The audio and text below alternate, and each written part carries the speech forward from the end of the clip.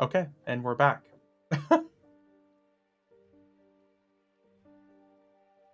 I have no idea. I have no idea.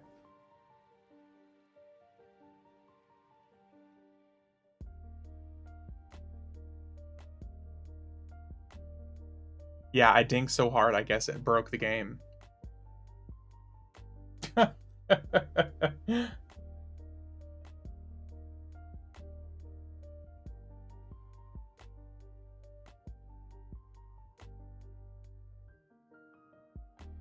Yeah, yeah, no idea.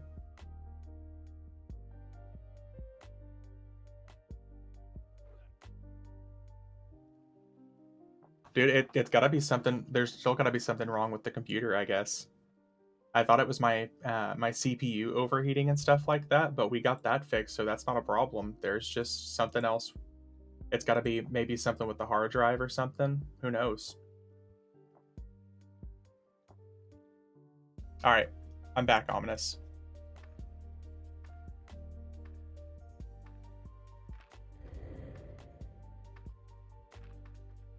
Are you? Oh, you gotta be down below. That's right. I have no idea. It's gotta be something wrong with the computer still. I'll have to work on taking it apart. So it wasn't your connection? Nope. Between random internet connection issues and being kicked lately, I don't know. I don't think it's your comp. It's got to be something to do with EverQuest that's just fucking freezing it. Because literally, like I said, I'm not having any problems whatsoever with any other game. I can literally be playing any other game just fine. And EverQuest, for some reason, just seems to crash it.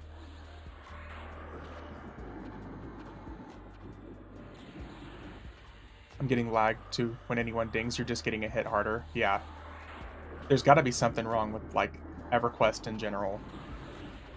Because I literally had none of these problems until the expansion drop.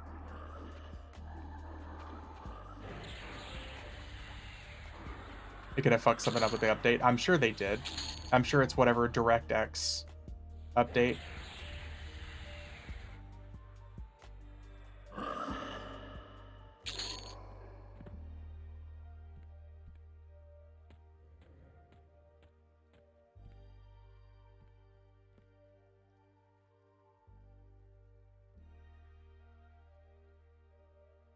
So strange, though. Yeah. Like I said, because I don't have any other problems at all playing any other game. But EverQuest, for some reason, just nope. And like I've had 6, 7 hour stream days with not a single problem.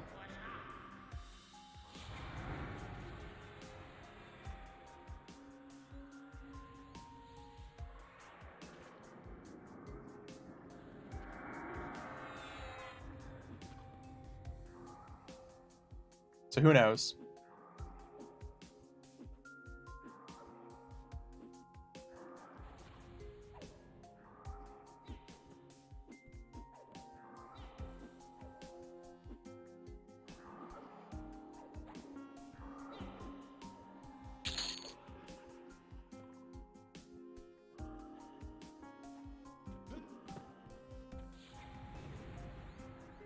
But yeah, at least I know for sure it's not CPU issues. Because I was worried that it was like CPU heat issues. Nothing's getting hot. Nothing.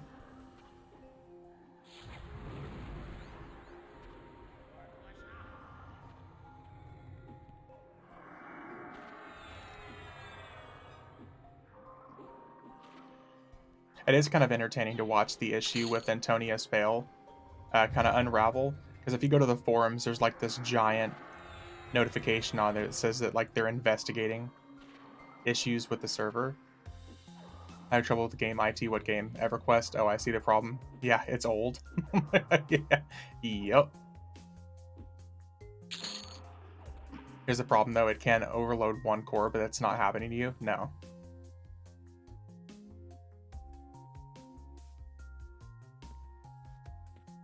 I just I did I would get it if it was an issue that was happening to me on multiple games,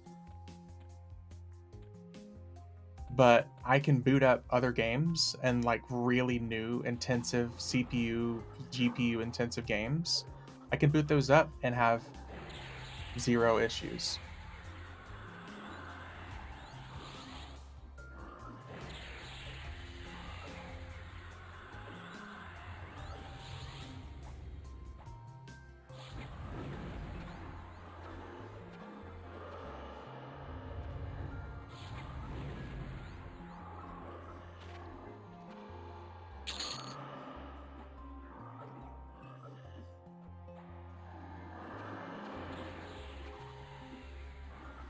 I actually haven't unchecked that.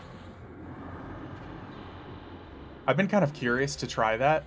Ominous, are you using the new UI engine by chance? What level are those frog locks? Most of these are like 50 or 51.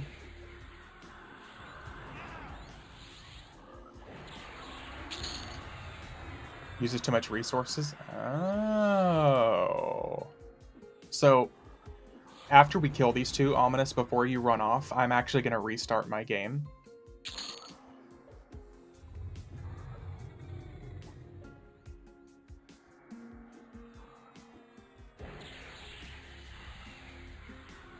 Yeah, I'm going to restart my game while we're sitting here in just a second.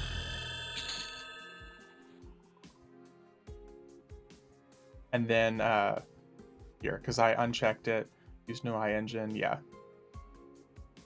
I'm gonna reboot the game because that's gotta be one of the biggest problems.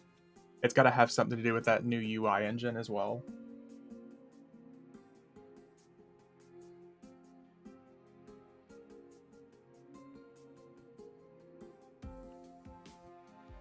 We're gonna let this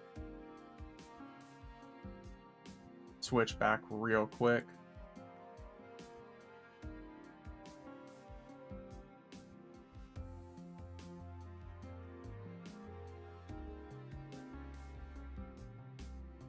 Oh, that fizzling takes a lot of mana. Yep.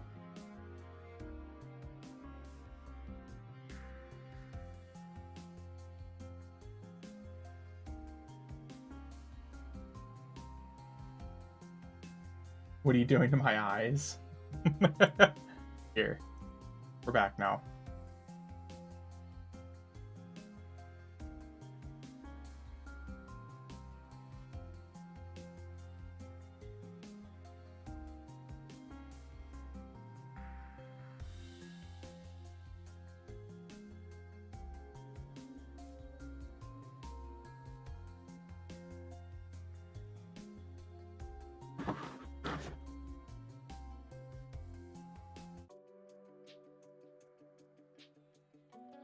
Okay, let's see here. Oh, that's actually much nicer anyways.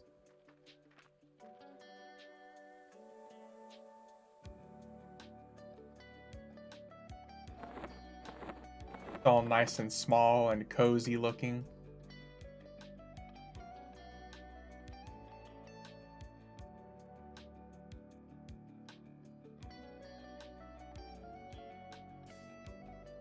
Okay, there we go. I'm using use new UI engine on my 15-year-old comp, no problems. It honestly, Tunnel, it seems to be affecting everybody randomly and differently. Best thing I can do, I guess, is just mess with multiple things and see what does what. Because beforehand, whenever my computer was like randomly crashing, it did it twice before, and it was after I'd been playing the game for like 4 hours. So I thought, oh, okay, maybe, things are just overheating. But I didn't have a single issue doing any of that up until the expansion launched. And the expansion pushed out like the new DirectX stuff, it pushed out the UI engine stuff. Be nice if bugs were uniform and predictable. Yeah. Yeah, for sure.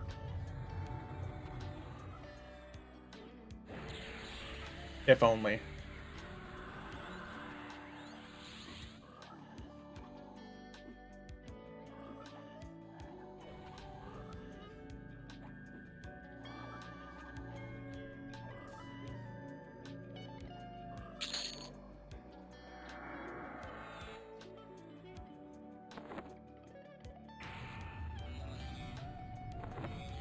This game's old.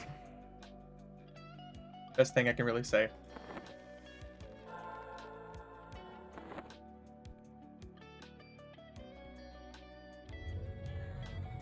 Incoming possibly a few.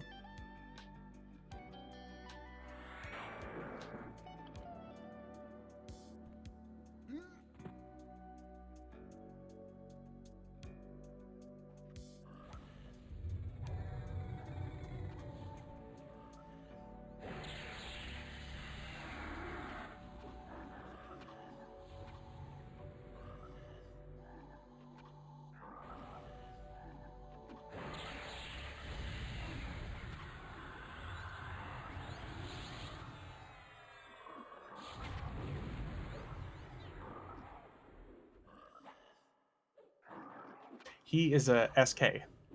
So we have an SK Druid combo right now. Oh shit.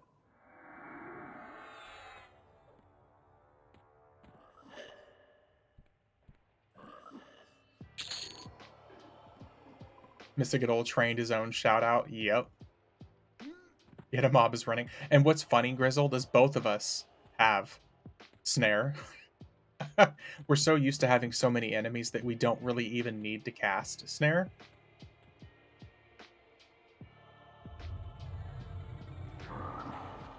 Because if there's multiple enemies, they don't run. But then one dies and the other one just like books it.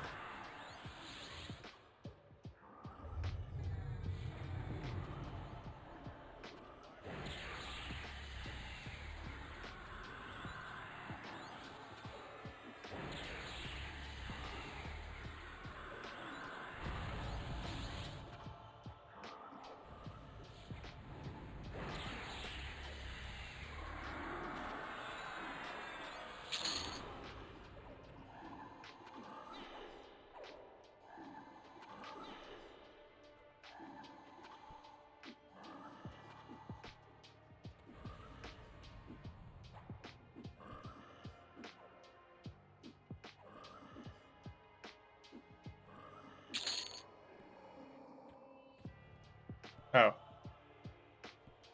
Back this way.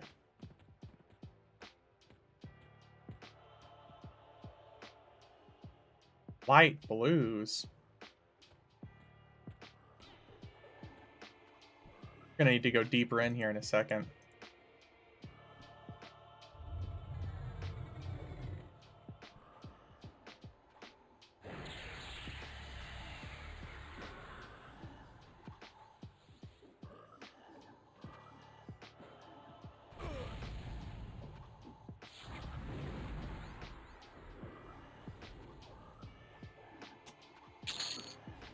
You know how many times in the middle of saying something and then, or typing something and then you say it?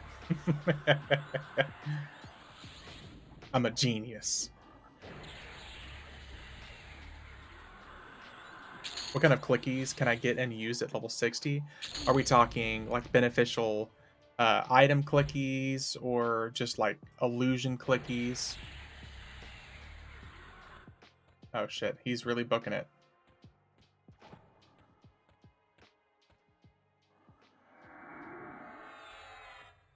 Oh, of course he resisted. Oh, but he's gonna pull the entire zone. Buffs and direct damage. So, to give you some perspective, Tunnel, I have, I think I have like 6 different illusions that I use that give me beneficial clickies, and you can use them from level 1. And then I have 1 mountain buff that I use from level 1, so that's 7. And then I have a minion, which is 8. And so 8 clickies off the top of my head that I can use from level 1.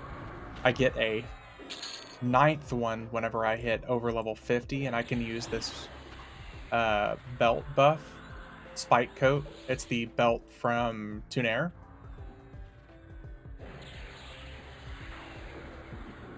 So we're talking like 8 or 9 buffs so far that you can use by the time you're level 60. Yeah, I only have 1 mountain buff that I use. I always use the best mount buff that you can right now. So the problem is a lot of the clickies that I have, they're not drops from the game.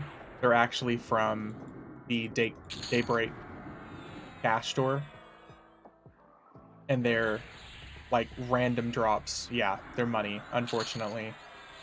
That's the big problem there. Yeah.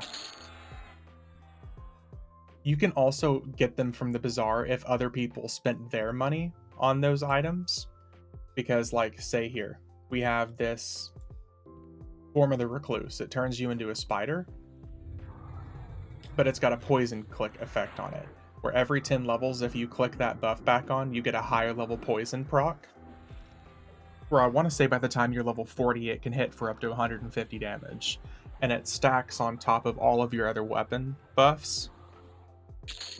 But somebody might get this illusion from one of these, like, legend packs, the Legends of Norath packs, and if they don't need it, they can sell it. So it doesn't necessarily mean it's going to be your real life money that has to be spent, but it does have to be real life money spent from somebody. They can trade it. The thing is just once they activate it, it's heirloom, so it becomes locked to your account. But like actual other end-game items, there is, let me see here. I use this Girdle of Living Thorns from Tunair because it gives you extra armor class and a natural damage shield clicky. That's an end-game item. I'm pretty sure this Succulent Familiar I got was from one of the expansion pre-orders, and it gives you an extra 63 damage shield.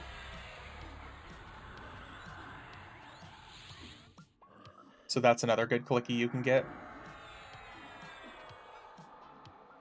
The mount buff that I'm using is from this Phoenix harness. It's the Mount Blessing Oza, which is currently the best in the game, which gives you 46 mana regeneration, 5250 mana, 5250 endurance, and 5000 HP, and all your armor class is increased by 76, and all of your saves, all of your resist by an extra 50 as well. That one is probably by far above and beyond the most important buff. Yeah. But you get those from expansions as well. You don't even necessarily have to get the most recent one. But another buff that you can use from level 1. So even if you have no other items available, but you have that mount buff, your level 1 character is going to have at least 5000 HP, 5250 mana, 5250 endurance. And it's heirloom, so you can move it from character to character in your account. Ominous, let's go downstairs. Let's go down to the lower level frog locks. Just gonna jump off the bridge right here.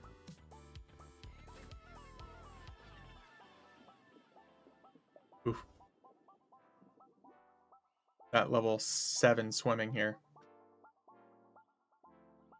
Another important thing, Tunnel, is food.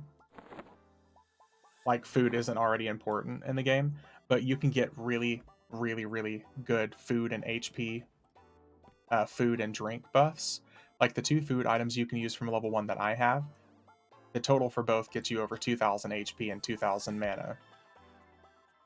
So, and good HP and mana regeneration just from a food item. So those are 2 also really important things. So between your food and your mount buff, if you have about 8000 HP.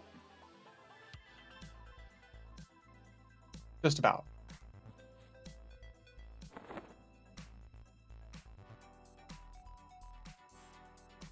Are there alchemy items that do that?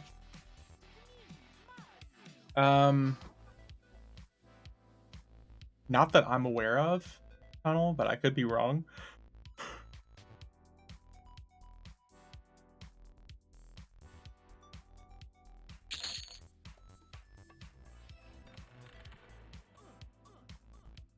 And Ominous, I already jumped down. I don't know if you're coming down through the water tunnel or not, but I jumped down.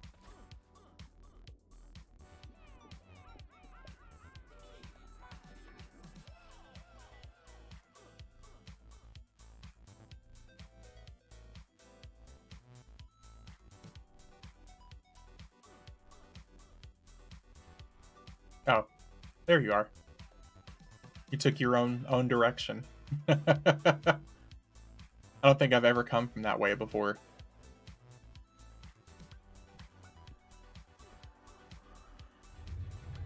Yeah, no problem. I got you. I have a little video guide that I put together of how to get, you know, like 10,000 HP at level 1. If you're interested, I can always link it. But that's like what I can really suggest as far as like items you use, clickies you use.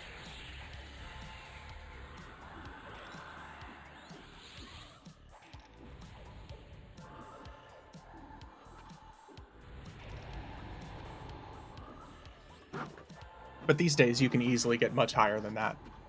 That was like last expansion's buffs and stuff like that. You can buy DS pots that you can buy from the bazaar that are level dependent. Yeah, there's those too. A lot of the items that used to be really beneficial could still be really beneficial for you. Like if you have a pre-nerf fungi staff, you can still use that for the extra HP regeneration if you want to go really old school.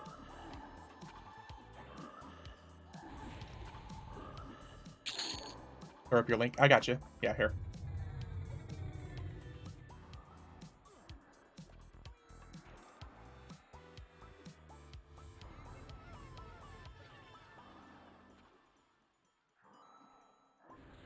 Let's see here.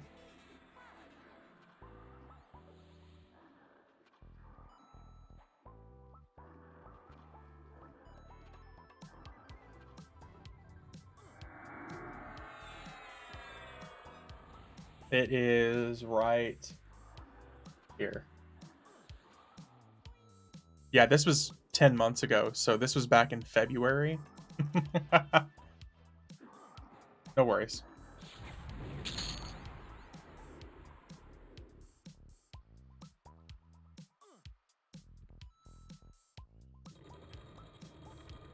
But the funny thing is that they're always constantly introducing new and insane broken items that you can use at level 1 that they don't ever really think about.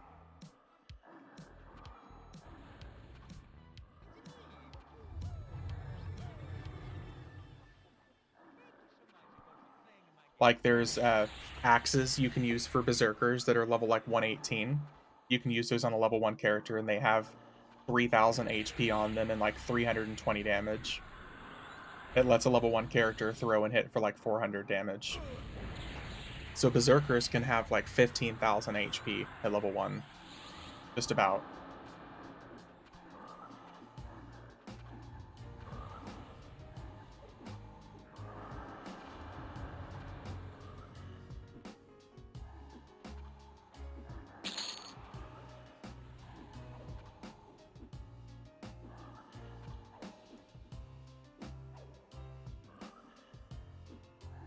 My tracking's getting better and better.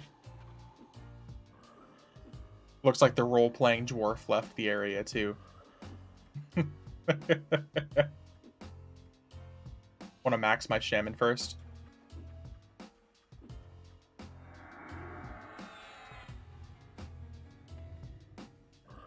Still need to run tunes in LDON. We do. Especially if we can get a third person or a third character to run through it with us, we could easily run through some LDONs. And man, I really want to. That's like one of the last like notches in the crown that I really want to do.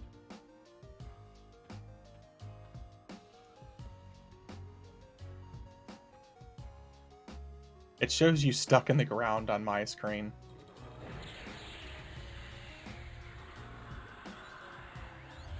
Ban the cheater.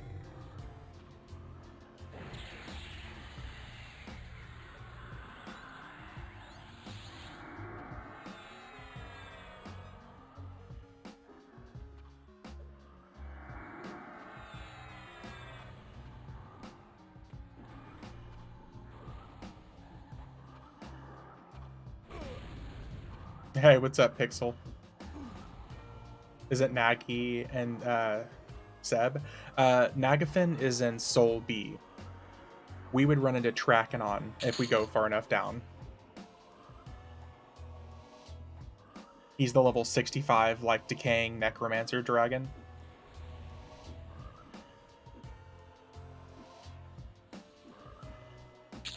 Yeah, through, like, Lava Storm that's where we'd see Nagapin. Me and Ominous got through beating him at level 5. That was a fun little fight between the two of us.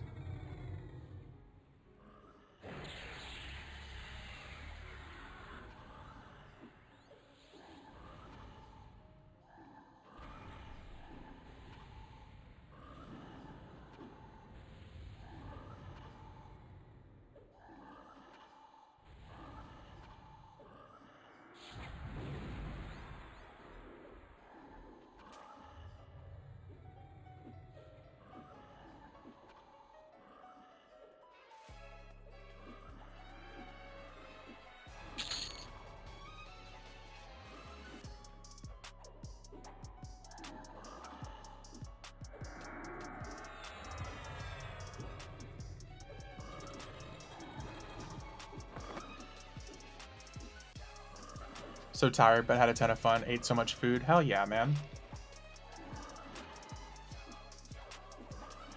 My day ended up being really good. So I get it. Oh, we got a better damage shield now, too. Not damage shield, but damage over time. Nice.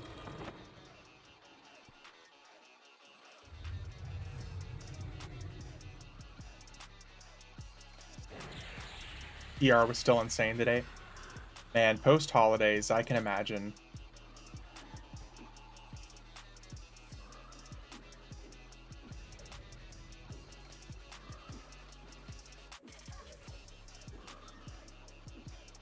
But you made it.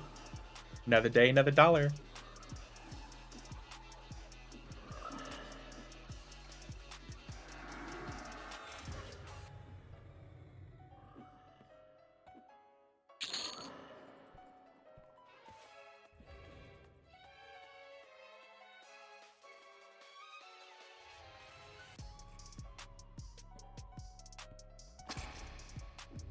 Oh, it's a priest.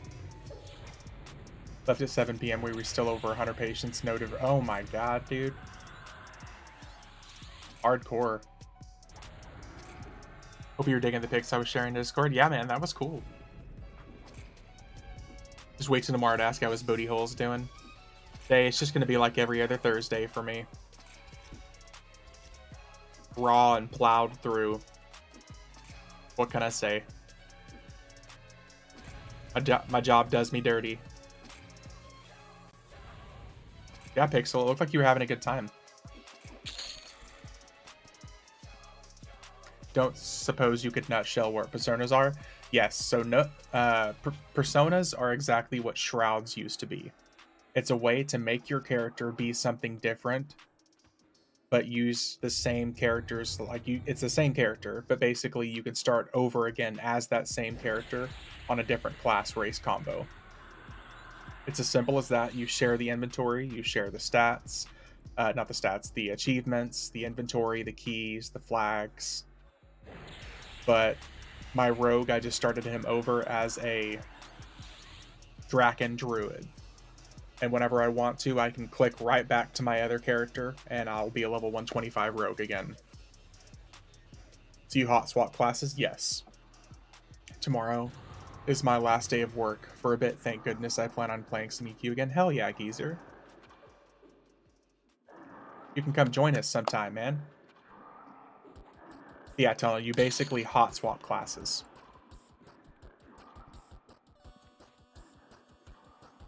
That's cheating. I mean, it would be if it was something that we're actually doing, like, in the middle of a fight somewhere.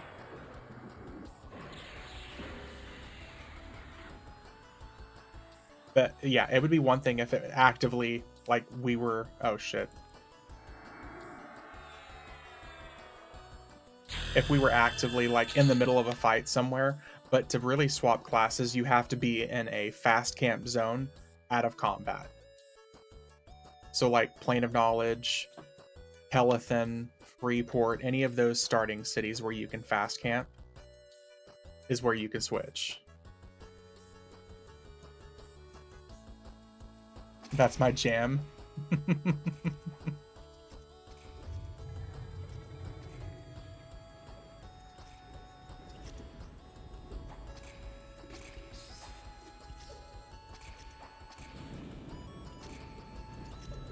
Yeah, like as long as you're in an area where you can fast camp and you're out of combat, you're good. But if not, that's what has so many people upset about it. One of the best one-hit wonders of the 80s. Yeah, it is. I do think they should let you switch in any non-instance zone. Geezer, since there are so many instanced zones in the end-game content, I almost feel like they should let you switch anywhere. That's kind of my thought process on it. I know a lot of people would probably disagree with me, but I really think it should be anywhere.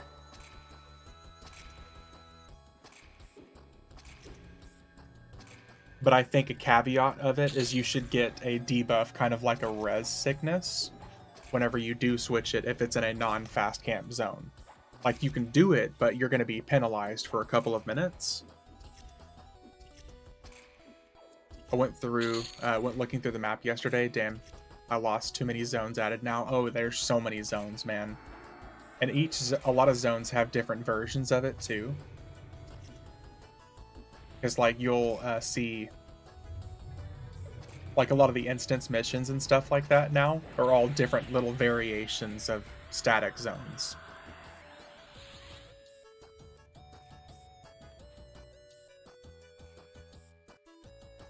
Yeah. Yeah.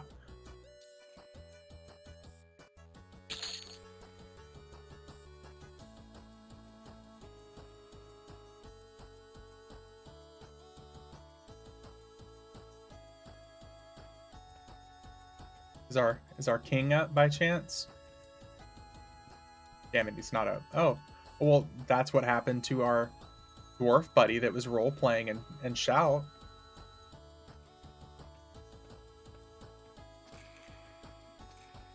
I thought they just left the zone, but it looks like they died.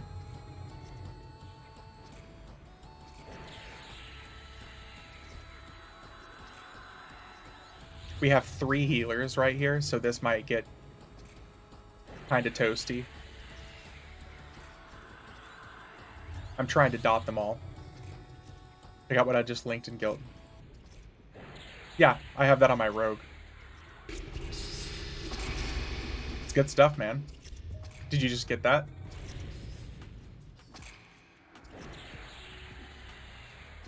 Increases the potency of healing spells 115 to 130%. I have 3 extra ones. Nice. Try to get yourself one with really high luck on it, though. That's kind of what you want there. You want one with lots of extra luck. A high luck roll. Hey, what's up, Shadow?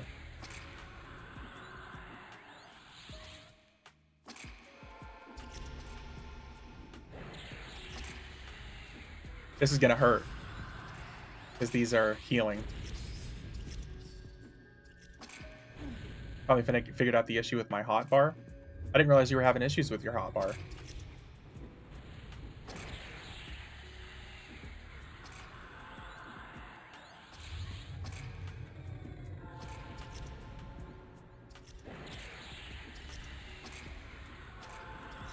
Man, these heals.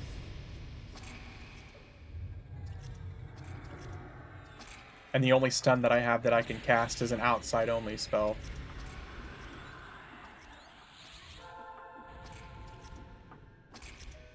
Nope.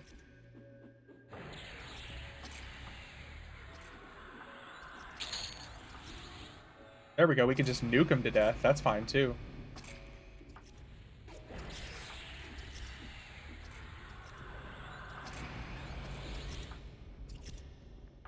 I don't know if he has his harm touch up.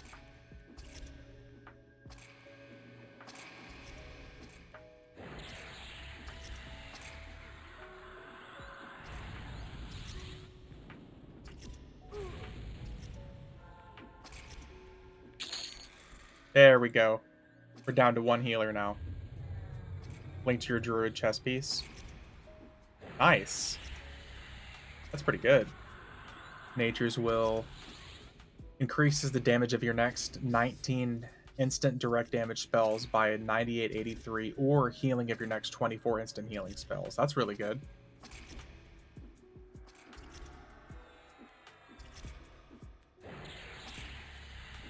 Loving my wizard's playstyle, but I hate slow levels. Yeah. Yeah, wizards are a lot of fun though. Get that big damage nuke action in, and lots of AoEs.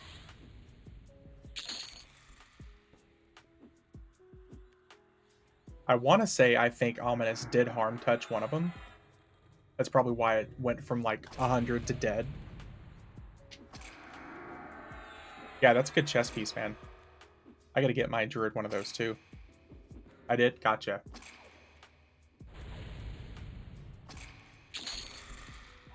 Back in the day, quad kiting on Wizzy was OP.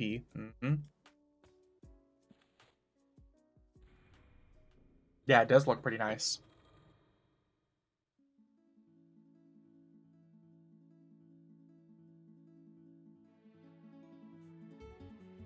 We could probably roam. Roam is probably going to be the best idea.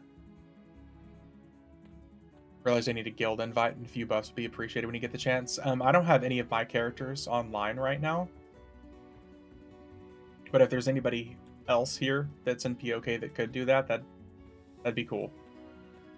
Yeah, I don't have any of my other characters here.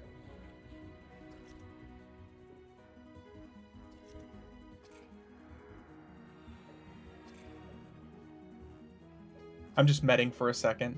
Once I get to about 60%, I'll start nuking and stuff again. Was fishing, for Elemental. Yeah, I haven't seen Elemental in chat tonight yet. I'm a little outside of my normal time zone for streaming, so that's probably why.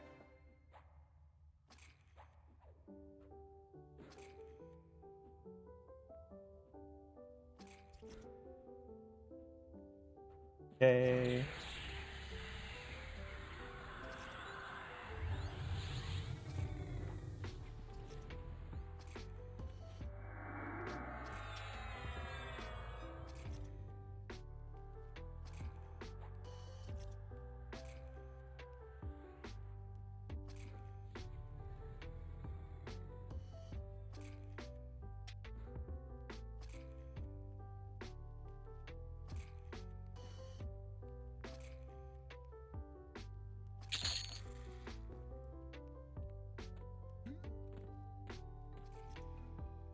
Oh, another priest.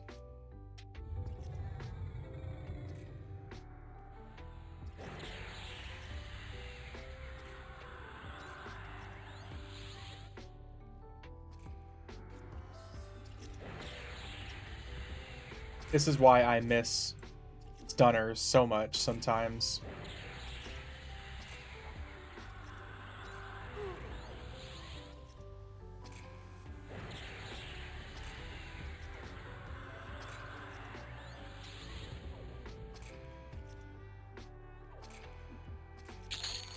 There we go. Just gotta burn them down sometimes.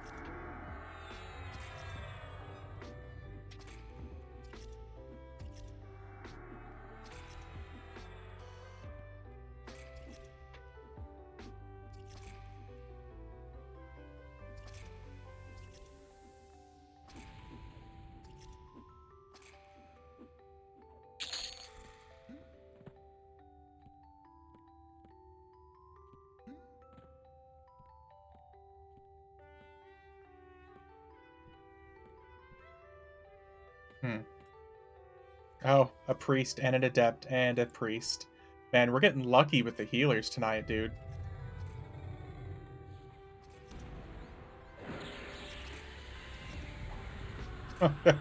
We're getting real lucky with these healers.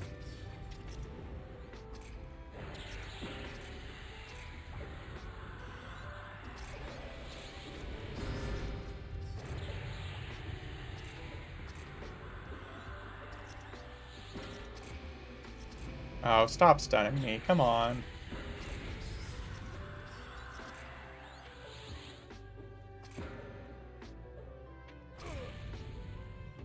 What level is this persona? This guy is 53, I want to say.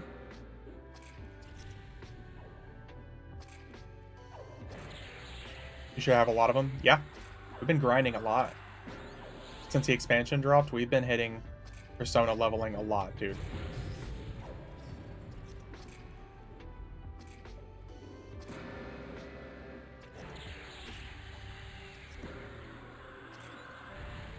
Yeah, this is a brand new persona. I started him today.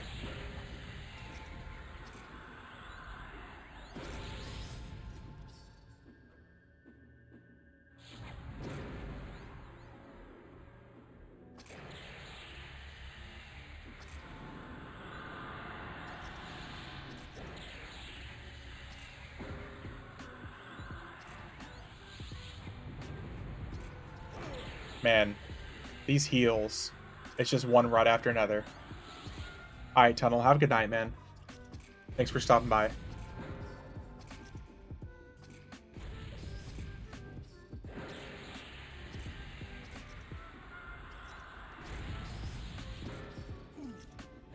Have you had any issues on the persona? I think it would be so fun to mess with around, but I heard people have had issues with it and it makes me nervous. So Jet Black, the only issues I've had with my persona stuff so far have been things that I've figured out why it's happened. There's only been like one like game issue that I've really had, and it really just came down to the fact that it is glitched right now. But I think a lot of the issues that people are complaining about are mostly just because they don't understand how to navigate the system that they've set up for personas. Does that make sense? Like, the only issue I've seen that is actually something that is completely unavoidable on my part is this. I put ornaments on a lot of my weapons. I just don't want to lose all my stuff or gear or plat. Yeah. The only thing I've had that really happened that was kind of game breaking is because I use ornaments on my weapons. And this Mace the Ancients, I had one of my expansion pre-order ornaments on the weapon. And for some reason, I logged out as my rogue. And when I came back online the next day, my my Beast Lord persona was my last character. So I logged in and it turned this Mace the Ancients weapon permanently into the graphic of the ornament that it was equipped to, and it gave me the ornament back. So this Mace the Ancients that normally looks like a hammer is now permanently locked to look like this sword. It's happened twice on two different weapons now. One was my rogue epic weapon, and the other one was this weapon right here. So like one of my weapons for my rogue permanently looks like the rogue epic, even though it gave me the ornament back. And the reason this is kind of game breaking is because I'm sure if I can replicate this bug on other items, I'll be able to have some really cool looking unique weapons that you otherwise normally wouldn't get. Because these ornaments normally turn these weapons no drop, but this is tradable. That's the only big issue I've had. And like Day mentioned, items like augments popping off certain items. I know Ominous had a couple of his wrists sometimes where it would pop off the augments and the item and put it in his bank or put it in his inventory, but that's no big deal. You can just pop the augment right back in. That happened to me, I want to say twice. It still does it? Yeah, so it's still doing it to him.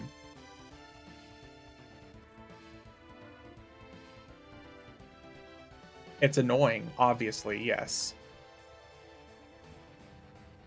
But that's like the extent of what I've seen for bugs.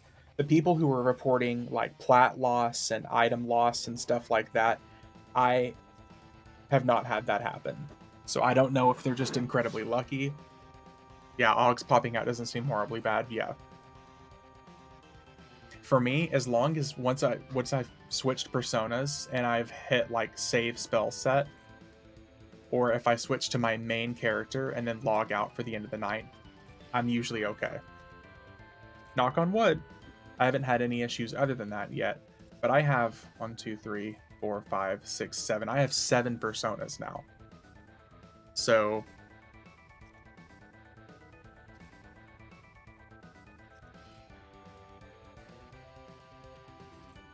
I can't really say that I've had many issues, to be honest. But there are definitely still issues with the game. I don't like the fact that it was really shipped with that many issues.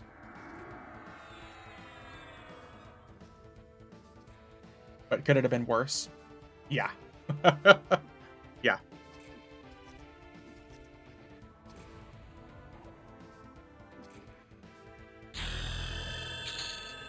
So Jet, I hope that kind of help you, put your mind at ease at least.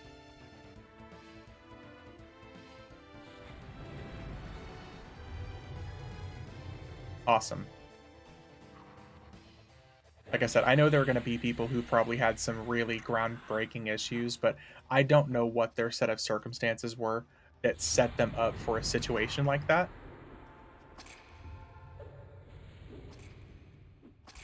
I know people have been talking about, like, they had issues because they were doing 15 other things all at once on boxing characters and this, and that, and all these other issues, and it was like a compiled list of issues that even the devs can't replicate.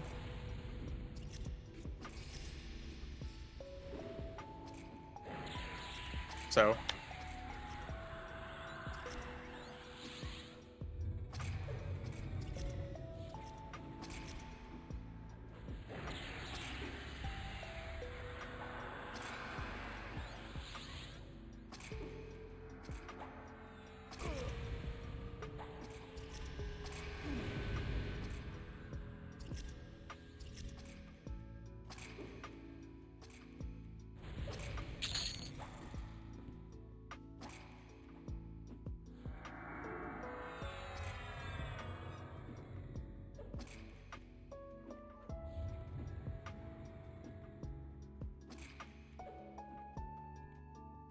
man, there's tons of these healers up, dude. Let's try to make our way down to Jugs. Adept.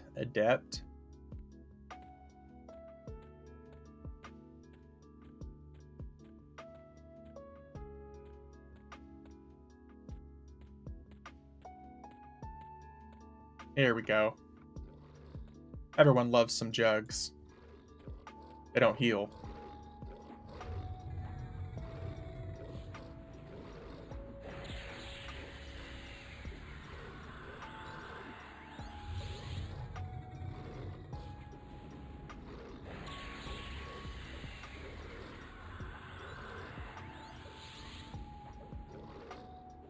You get a dot, and you get a dot.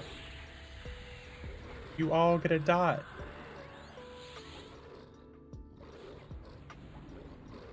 Jugs, good money, yep. Good spells, all that stuff. Oh.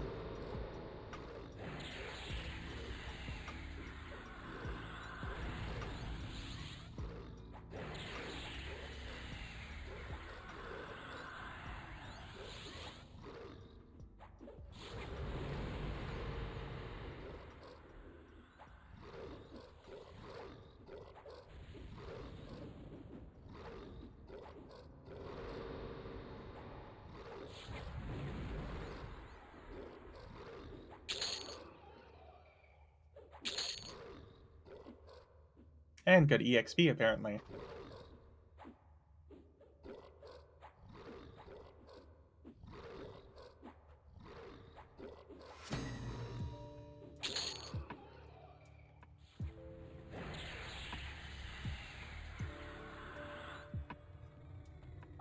It's so strange that for some reason with your snare, Ominous, they still keep walking.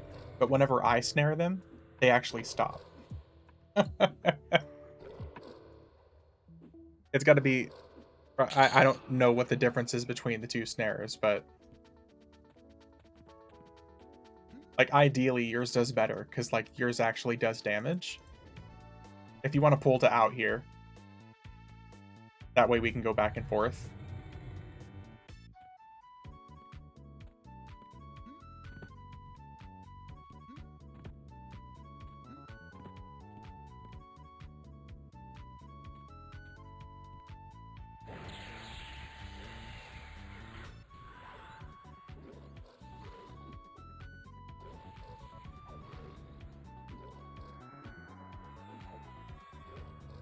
Aw, no tracking on.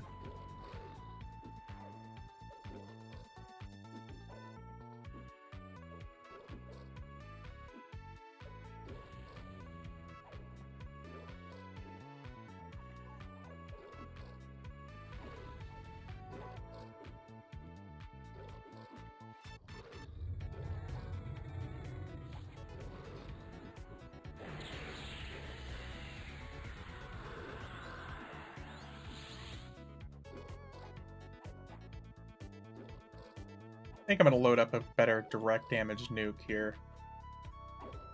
Nice.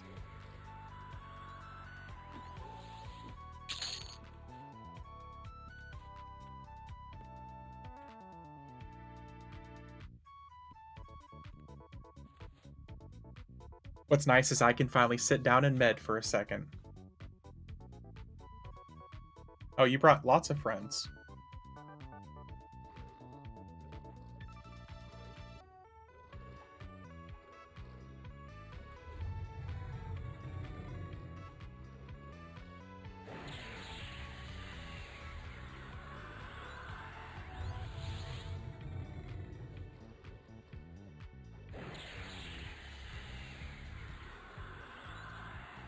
I wonder what's more beneficial, me dotting each one of these each one of these enemies one at a time, or just AoE nuking back to back to back. Okay, so type /toggle inspect on, and then right click somebody end game. Shadow, you have to literally type /toggle inspect space on.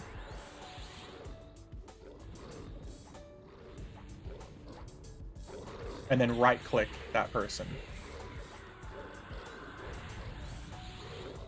We lose him again? What are you talking about? Lost 2.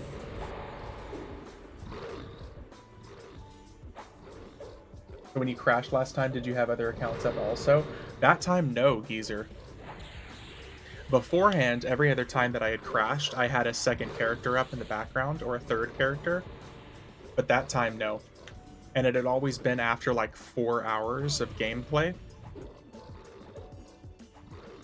So, I just don't know.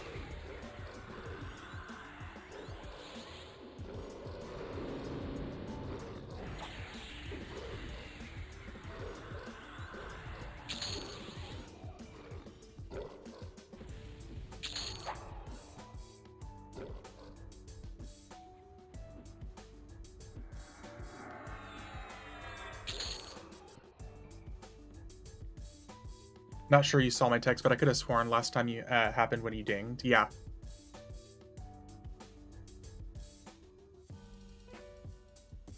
It's always been like a mixture. It seems like it's a mixture of things, geezer. I don't know if it's the new UI stuff in addition to server lag, in addition to advanced loot lag. Because every time it's happened, it's been after like a large group of enemies have been killed. And there's like lots of stuff on the loot window.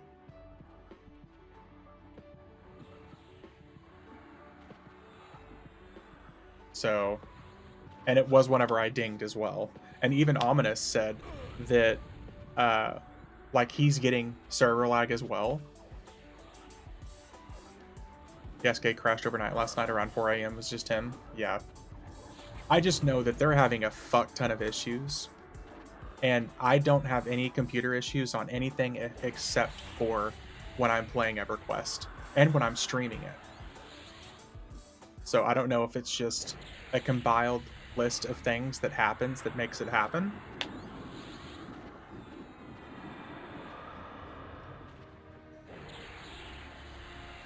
I just know I can play like really computer intensive games. Like I've been playing a lot of a first person shooter called The Finals. That dude just gated, by the way. Ominous. But I can play like a really computer intensive game called The Finals. It's a first person shooter. And I have no issues. He's literally gating me, and these guys are summoning me right back every single time. I'm like getting gank summoned from one group to another. But again. Ah!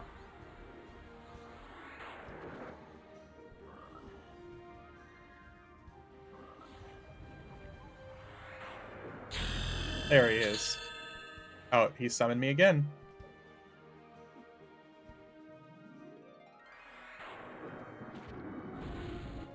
Here, if you just want to stay out there, Ominous.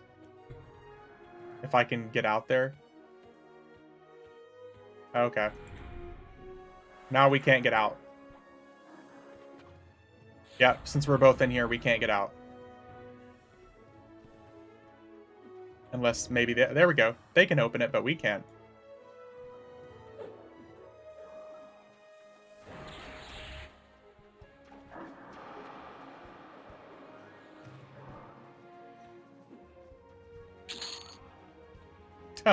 This game.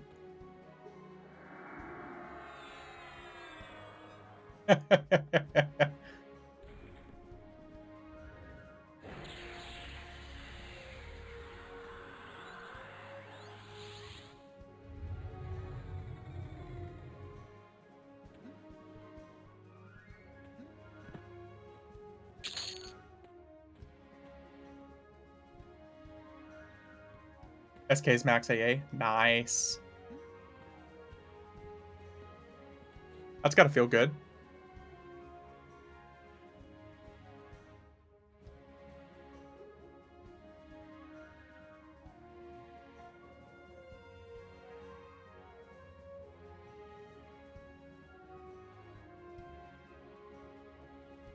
One down, 6 more to go. And Pixel, the best part is you literally have 12 months until the next expansion.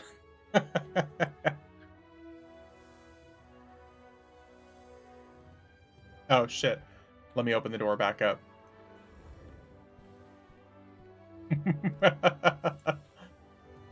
Like, man, he's really just chilling in there.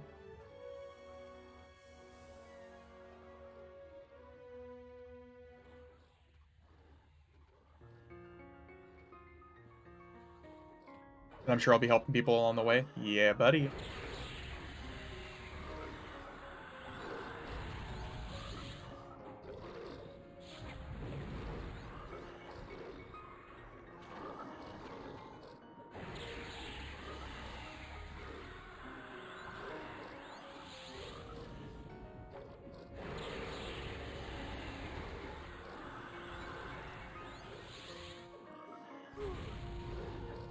Oh, we get some criticals there? Nice. Why is this thing? Bruh.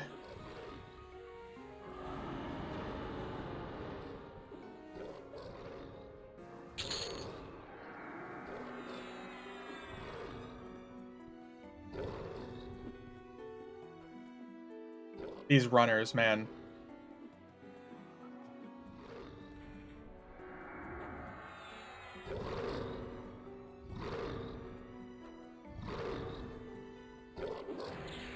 Got it and rot it.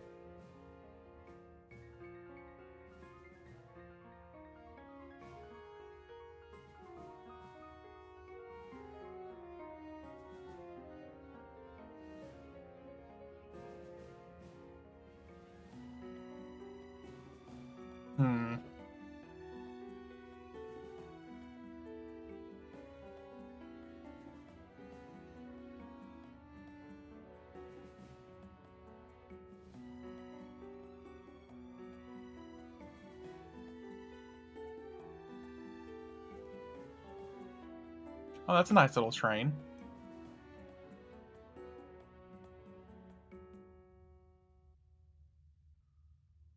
Oh, shit.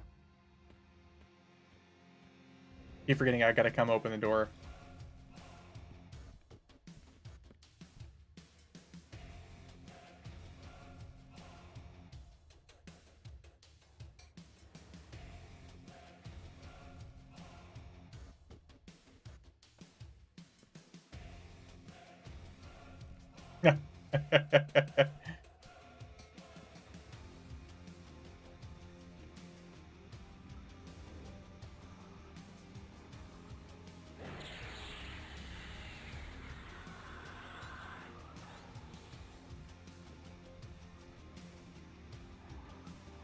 These little guys like you.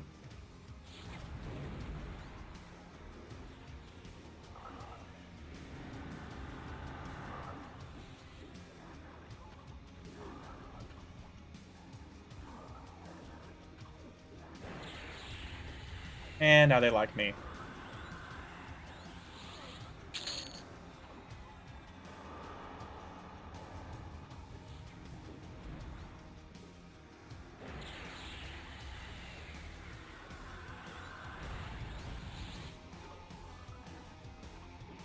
Morning, Power Walk. How you doing, man? How are things over in Sweden?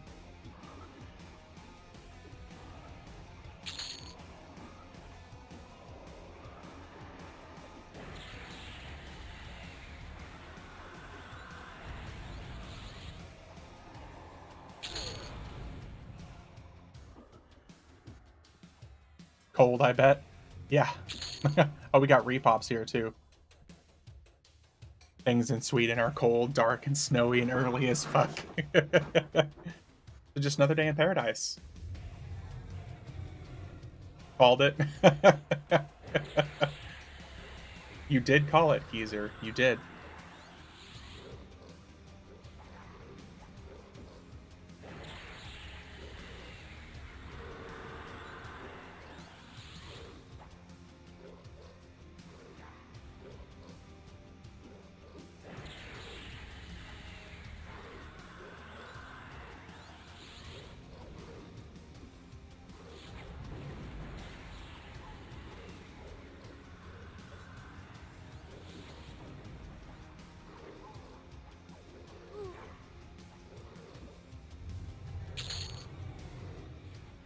I mean, it's a mild 19 Fahrenheit this morning.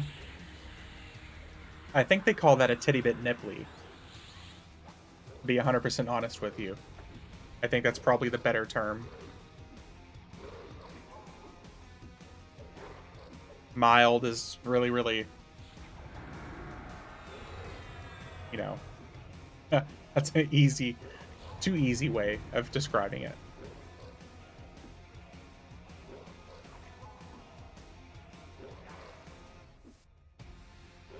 We call it mosquito free. Okay, I'm a fan of that. I'm a big fan of mosquito free.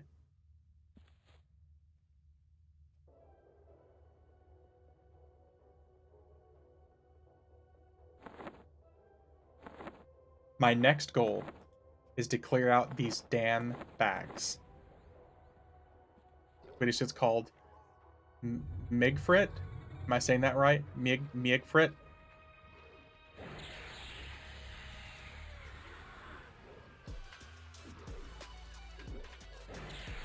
Almost perfect. Nice. Wait.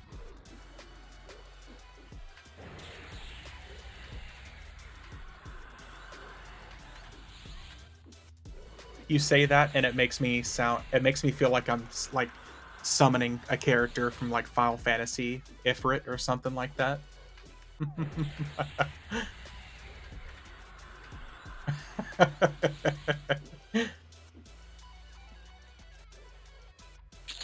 And it's funny, like I've talked about this guy before, but one of my favorite streamers to watch, he's in Sweden, and he's doing something called the Swedish Classic, which has been like he biked I think like 330 kilometers or something. Then he swam over 2 miles. Maybe you did. Perhaps I tricked you into last word and a demon incantation. But it's been really awesome watching this guy because he's streamed the whole process, like working his way up to like train for the Swedish Classic, and like showing he streamed like all 330 kilometers. He streamed the 2 mile swim. He streamed I want to say it was like 16-mile-kilometer or something run. It was like a really big run as well. Door. Oh shit. I got you. I'm like over here fucking chatting away.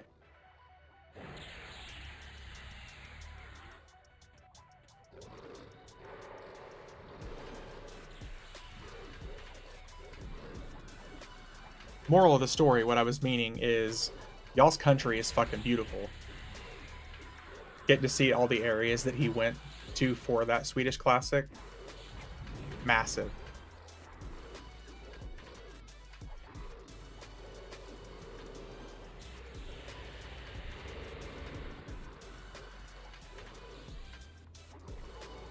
The people are beautiful as well. Ayo.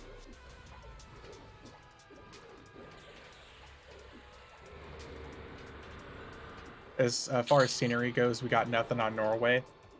Y'all might say that, but as someone who is in a state that is literally as flat as a frying pan, it's beautiful. We don't really have trees to compare. We don't have mountains or anything like that. We definitely don't compare to what you guys have. Found out the first raid my wizard needs to do. What's that?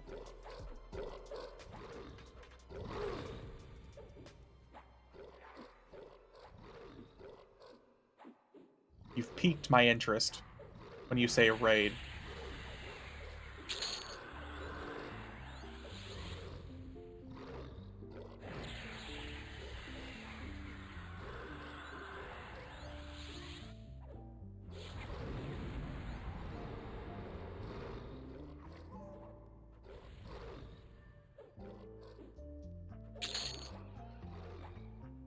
But America does have some nice natural areas, just maybe not in your area. Oh yeah, America definitely does.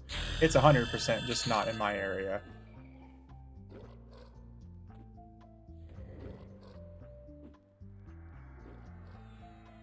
From Frostkeep, Lady Vox. That's a nice easy one. Doesn't matter what raid it is. What level is your Wizzy? There you go. That's a good first raid to say, because it's like technically one of the first earliest raids ever introduced in the game.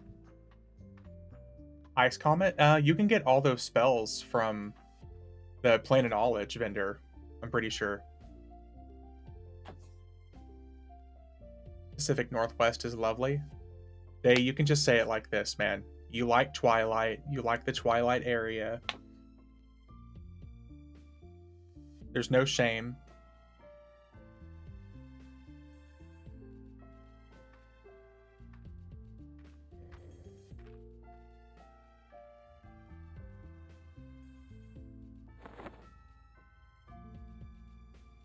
Ashgore, thank you for the follow. Thank you, thank you. Yeah, I'm pretty sure all those spells are like on vendors now, man, so you really don't need to worry that at all.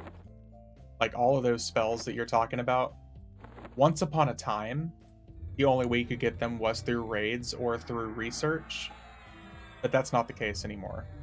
Thinking of using a persona, not sure which class I want though. So what are you thinking? Is it Aishan or Ishan? I don't want to say it wrong, but like what are you thinking? Like what is your main class right now, and what is a class you're wanting to switch to? Because I would say it's worth it. It's honestly worth it because you can play any of the other classes. I got a monk now thinking Necro or Warrior. So Warrior would definitely be like the closest to what you're already used to doing. Necromancer, I think, would be a really fun transition because it's something entirely different for you. The only similar thing you would have is the fact that you have Feign Death. Here, let me get this door. Thought the better version was drop only. No. Not that I can recall. I can't imagine you ever needing to do any of those raids for spells. Like I said, once upon a time, that would have been the route.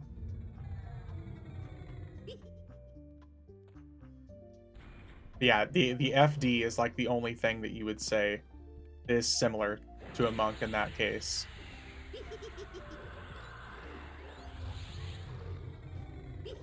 Having your pet and stuff like that, especially in the higher levels and the dots and the damage that you can do, necromancers far above and beyond outweigh what monks can do in the higher levels.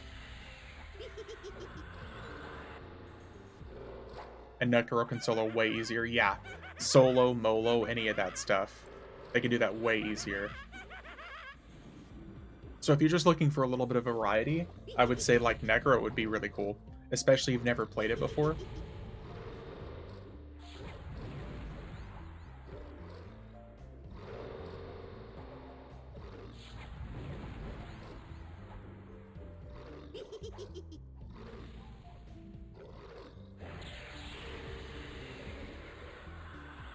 And you can murder people and make them D-level for essence emeralds. That's always fun. You're telling me the other day certain spells only come from drop. Yes, in the much higher end game, Shadow. In the much, much higher end game. Like rank 2 and rank 3 versions of those spells only come from drops. But that's like 90 plus that you would even need to be worrying about that. And to be honest, I would say you shouldn't even worry about it until you're level 120. Because all of those spells will eventually be outpaced. Because if you spend a whole bunch of time and effort getting all rank 2 and 3 spells for 110 to 115, whenever you hit 116, you're going to immediately replace those rank 2 spells with rank 1 spells of the higher level. There's like a rank 3 twin cast that you can end up getting that I think you'll be using on. You get a lot of the rank 2 from regular mobs, yeah. Like especially group content, you'll get a lot of those rank 2 guys, rank 2 spells. But rank 3s and stuff like that are from the raid mobs, and you're not going to be worrying about that for a long time. Do I want to discourage you from doing a raid? No, absolutely not. I just don't want you to waste your time. That's my biggest thing. But I guess if you're having fun, then it's not really a waste of time, right? And they aren't game-breaking updates, yeah. And they're tradable, so if you got an active server, you'll have them in the bazaar too. Yep. Especially on servers like FE, and very, very rarely is it worth worrying about. Yeah.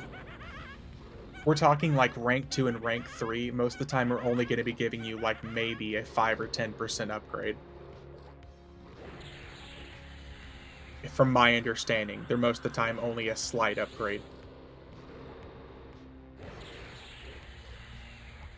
I'm on TLP, so our bazaar is disappointing. Which TLP? Well, technically, it could save a ton of plat over time if you get some of the spells for free. Mangler. Oh, there's a server I haven't heard of in a while. I mean, you're right, Shadow, but the problem is if you're like level 50 trying to get a level 50 spell from a raid mob, you're gonna either A, have to like beg for help from people around you, or you're gonna have to like put together like a recruitment page or something on the EQ website or the Discord to get people to come help you fight that monster to get that spell that is only gonna save you maybe 100 platinum. It's the time and effort investment situation. A lot of that stuff isn't really going to be worth dropping that much time on. Journeyman Merc can solo raid bosses. It's true.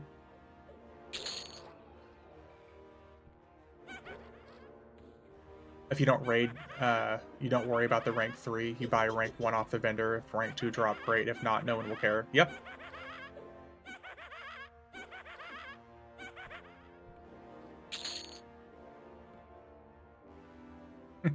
And I can assure you, most of us, especially that are even in these smaller guilds, aren't going to be like ruffling through your spell book asking, hey, do you have the rank 3 version of this spell? Leveled up my Necro, the level 50 journeyman tank guild track. That sounds about right. Yeah.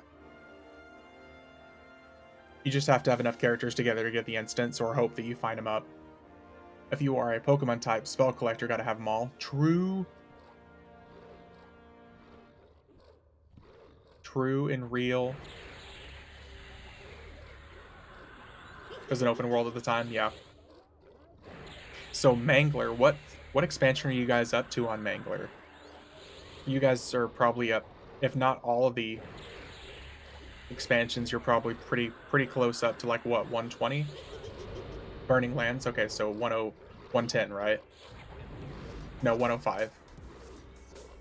I want to say 105, right? Okay, yeah. Doing Prince right now. Gotcha. Man, Mangler came out, what, like 5 years ago now? I was like that, but man, does it get expensive? Yeah, it does. Most of your time should be spent doing exactly what you are. Go out and kill the level. Yep. Literally nothing else matters if you don't have the levels as well.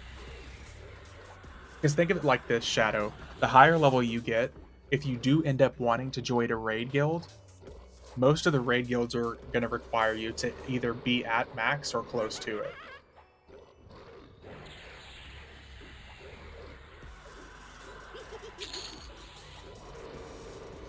So the levels themselves matter the absolute most, for sure. And eventually, if you're like level 85, especially as a necromancer, you can solo any of those raid bosses that you ever want. Shame levels have items have level requirements, so it'd be fun to run on a persona with level 110 gear. So, something about that. There are a couple ways around that. Not necessarily level required gear. And I do agree. I think they should remove level requirement on gear, especially 100 and below. I think there shouldn't be any level requirements on those. But like this Jan's Veal that is from, I'm pretty sure that expansion that you're on right now, this Jan's Veal, you can use on a level 1 character. And V's Guild is just to socialize. They don't actually do anything, no raiding. Or, yeah, this is entirely social. I've never once put together a raid. So if you have this, you can use this on a level 1 character, on a persona. Yeah, let me clarify there, Shadow, is my guild does not raid.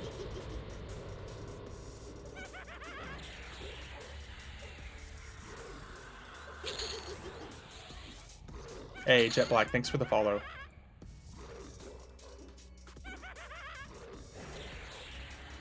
Do the mount buffs go to them? Yes, they do. So, like the tradable Phoenix Harness right now with 5,000 HP on it, if you click that, you get 5,000 HP. If you click the Jan's Veil, you get 1,000 HP, 1,000 mana, 1,000 endurance. Oh, we hit current content and die a bunch of times. Yes. Unless it's to get an instance version of old content, right? Yeah, I mean, maybe like that, Geezer, but that's not my guild really rating. That's just me getting instance of this old content. And I run that every week. Ominous runs that 4, 5, 6 times a week. Yeah, just to farm items. And I get those items and I hand them out to people. All right, have a good night, Pixel. I appreciate you, dude. Thanks for stopping by as always. Have a good night, man. If they don't remove the level requirement on gear, they should remove it for buffs. So, I mean,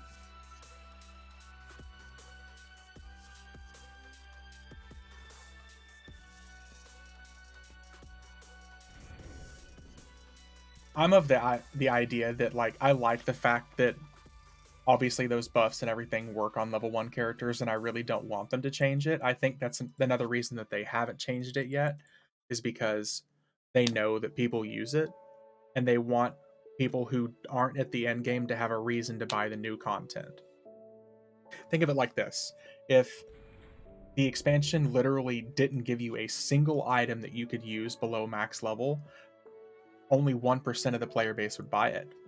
But if you introduce items that can help lower level characters, like the mountain buffs and the clickies and the illusion buffs and all those other things, make sure and go get your pixel merch. Yeah.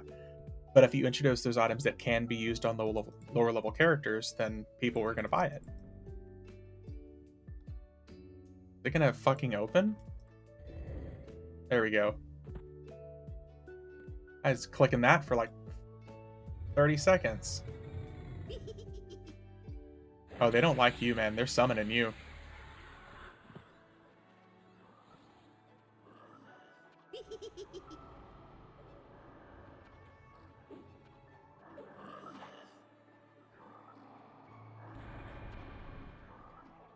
It's doing it again. I'm like rapidly clicking on this thing to try to open it. There we go.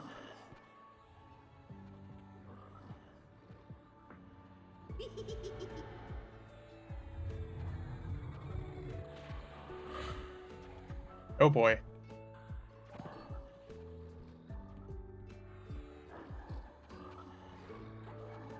But I think that's why they haven't really messed with removing the ability to click those buffs and items on lower level characters. Is because they know that there are people who use them who are never going to be max level. Got so much mana for my level, it takes it a bit for it to all rate. Yep.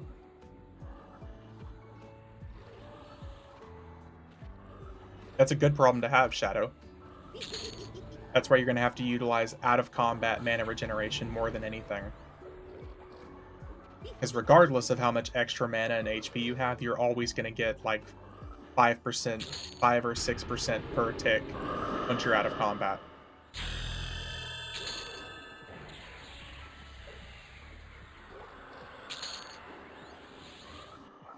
Oh, I love being summoned. Summon, summon, summon.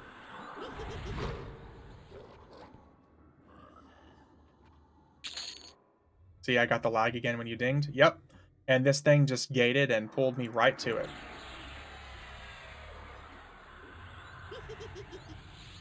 I'm going to nuke this thing up real quick, and I'm going to try to get out to you.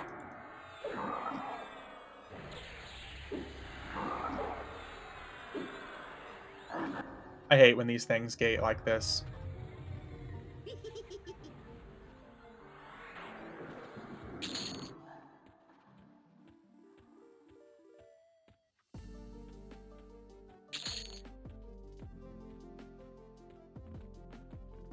Just keep on running.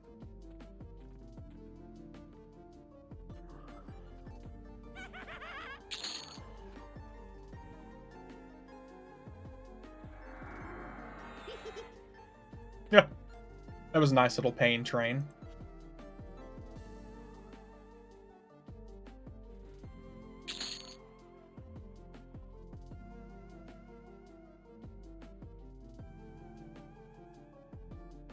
What level are you? You're 57 as well. Do you want to switch it up? Want to go kill some giants, man? You can go pick up some spells and go beat up things in Bastion of Thunder. Hell yes. Alright. I'm always down to beat up some giants.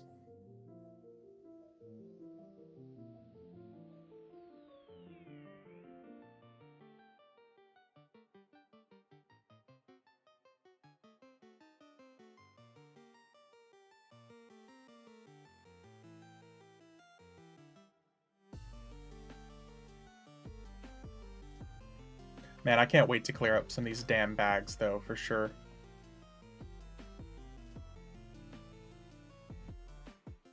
I'm going to delete a couple of my old school characters that are just never going to be used again. And then move a whole bunch of stuff from my bank over to those guys. And then just start utilizing my shared bank to carry all this Persona loot.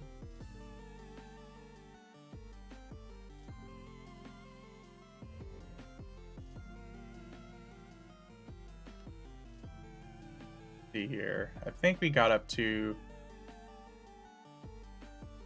49. There we go.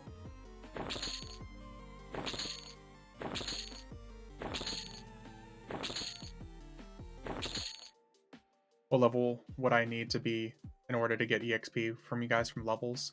So you need to be at least within 30 levels of us after like level 65. So it's 1.5 times your level plus 1 up until a max range of 30. So if you're level 30, you can group up with up to level 46.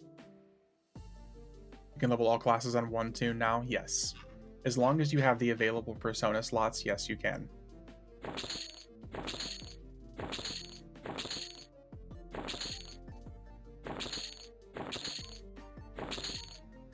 So like right now, I have 11 persona slots unlocked, and there's what, 16 different classes. So I need to buy about 5 more persona slots. But once I own all 15 persona slots on my account, I'd never have to buy another one for this account again. On every single server, any character that I make is always going to have all available persona slots available. That's like TLPs included for new servers and stuff like that. Any new server they make with personas on them, I never have to buy another one.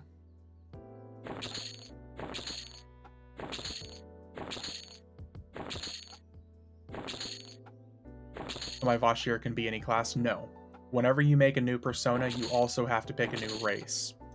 So like my current Draken Druid, like my main character is a rogue, is a Draken rogue. But I also have a, what is it? I have an Ixar warrior, a Wood Elf beast lord, a Wood Elf bard. Whenever you pick a new persona, you also have to pick a new race that comes with it.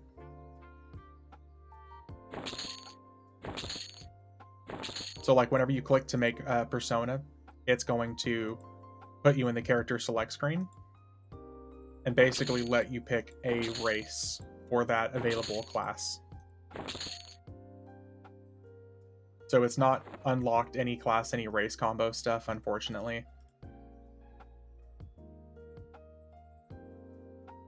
It's still only locked to certain races. Yeah, what Ominous said. Easy way to describe it. So say if I wanted to start a Berserker, it's going to give me all like 4 current classes, to all 4 current races basically to pick from to be a Berserker.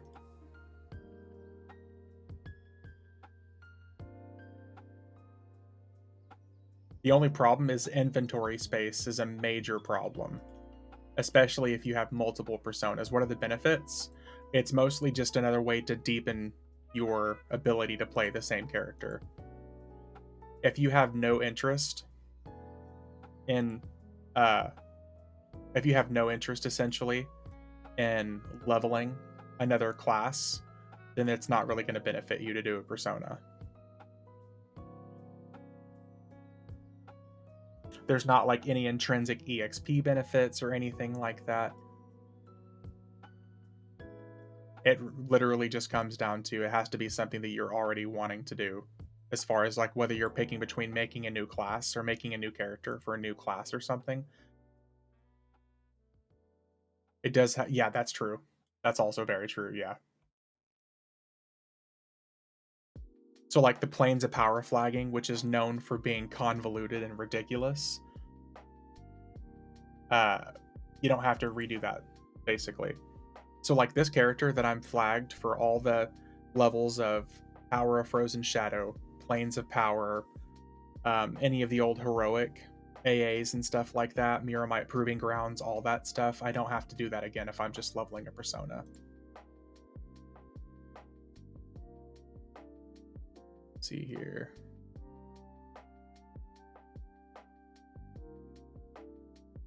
Okay, so let me buy the last little bit of my spells here.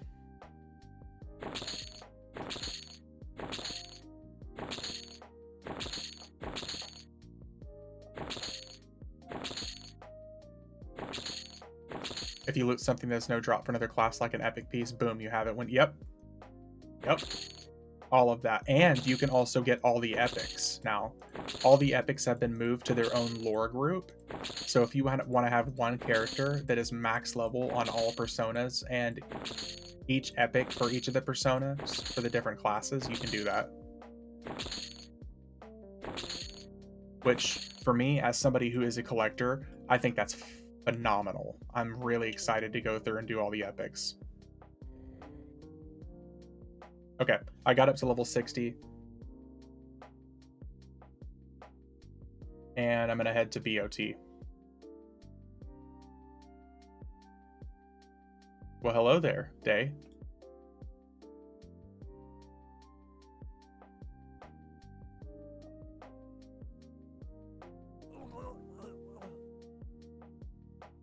He's excited for it, doesn't want to actually do them. It's going to take a little bit of time. The main reason I'm just not rushing into anything, because I know I'm going to need a break from EverQuest, and it's probably going to be soon. I'm going to need a break from EverQuest, and I don't really want to force myself into something that's going to make me want to take a break even faster. I'm going to head there, Ominous. And I want to make sure my break lands before the anniversary event. So when it does hit, EverQuest has my full attention. Hey, what's up, Rippin?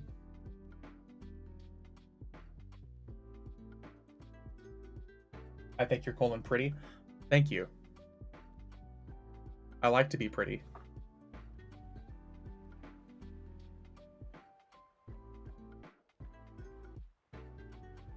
Like, this guy's already getting, like, the notification of the cipher on your arm grows as the words of the history fill your mind. So, like, I'm already getting reflagged for Planes of Power. He's got a pretty mouth. Yep. Got a real pretty mouth there. Thank you. My mouth can do all sorts of things, too. Not to mention when your vacay is over, you'll have less time to play EverQuest. Yeah, I'll go back to, like, doing streams, like, sporadically throughout the week, and I'll, like, just do, like, my 2 long streams on the weekends, stuff like that. Because normally I think I was streaming for about, like, 15 to 20 hours a week on EverQuest. Which is quite a bit if you only really have, like, 2 days to play it.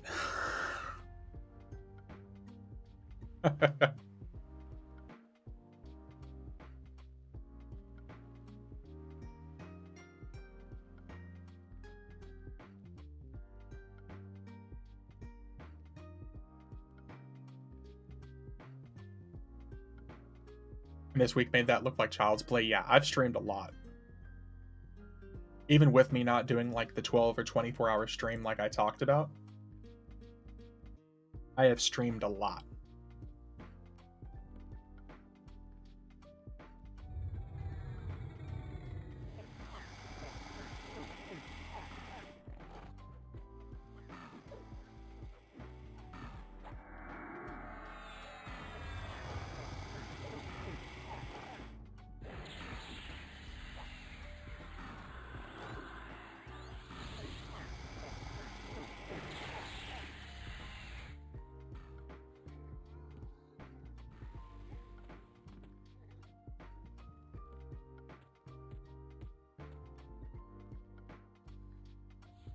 And it looks like it's just us here. There's a level 113 mage here, but who knows what he's doing. Oh, I can finally be on a mount. Wish I knew the secrets. Pretty sure I could play all day and not get to level 50 from scratch on my own. You definitely could. Shadow, you really, really could. The problem is that there's going to be a lot about the game that confuses you until you've done it over and over and over again. EverQuest really isn't like a lot of these other games that gives you a detailed walkthrough. There's no streamline, there's no start to finish quest line. The only thing that's closest to that they have is called the Hero's Journey quest, but that's from 15 years ago. So there's been a lot about the game that's changed since then. And I think Hero's Journey only takes you up to, like, what, level 80? So, I mean,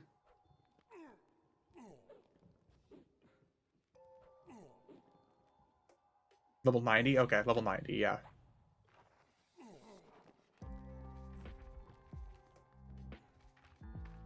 But EverQuest doesn't have a lot of guides. It doesn't have a lot of walkthroughs or anything like that. It's pretty much like, okay, here's your rusty dagger. Now go find your way and have fun. Go make some friends. Go, go.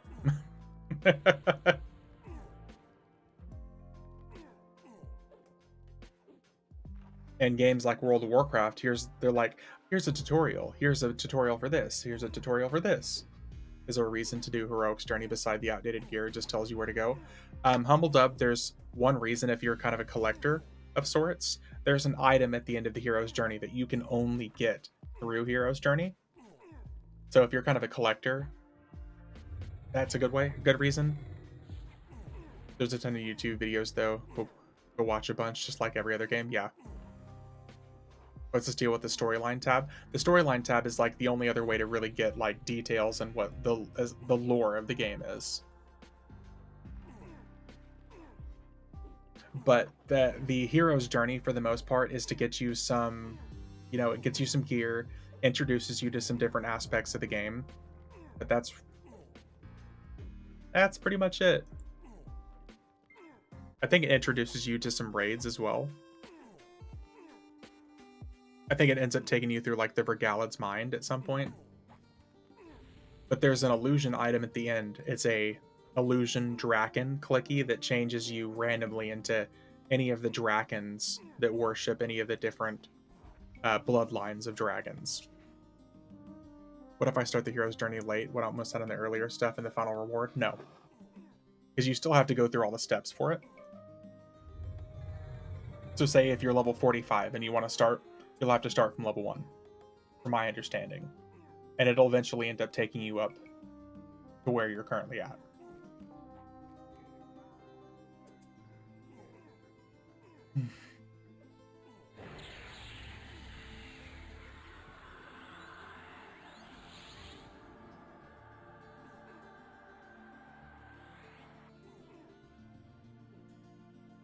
Oh, damn. So there's a few names up here. There's a few pad boss names, and there's also some tower bosses that are up right now. I love track.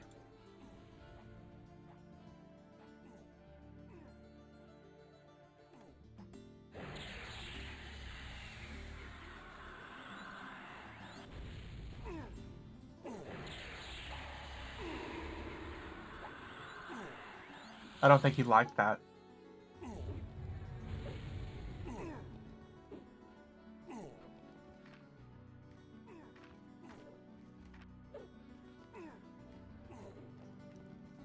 Day, I swear to God. Day. I saw that mod rod, man. I love you, streamer. Well, thank you. On a scale of 1 to 10, how much would you say? Genuinely curious. 7? Oh, that's pretty high. I'll take it. That's pretty good.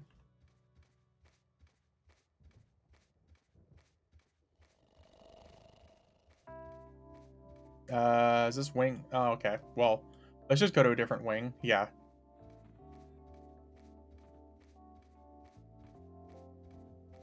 Looks like the other guy cleared out for basically all this. Let's do the ice wing. Usually pretty good over here.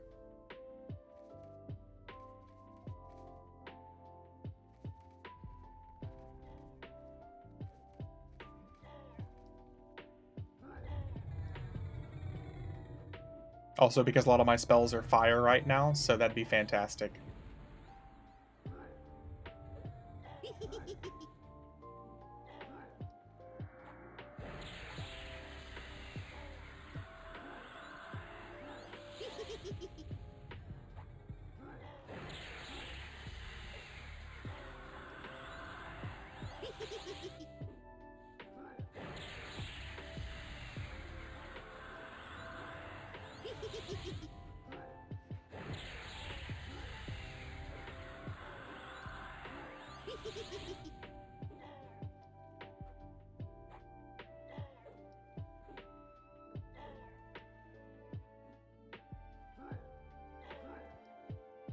Nuke.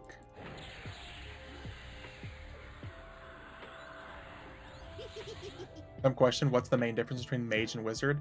Pet.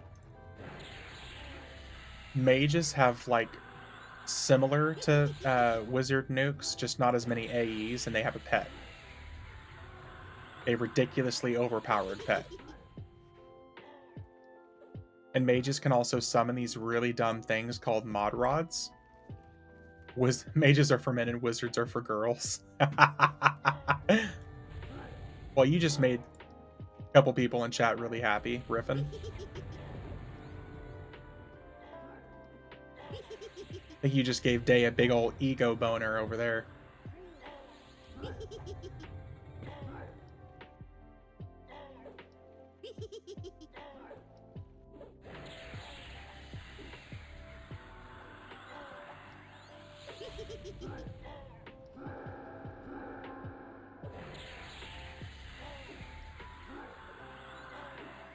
Sounds like pure magic. DPS wizard is better, but without the pet. No, definitely not.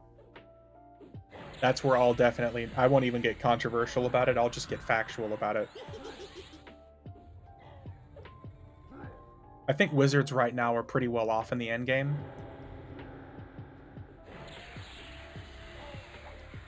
Like, somebody in chat the other day was saying that wizards currently in the end game can nuke up to like 50 million per nuke, which is nice. I'm sure they're doing good. But mages and their pets, man, ridiculously powered. Like, just no competition.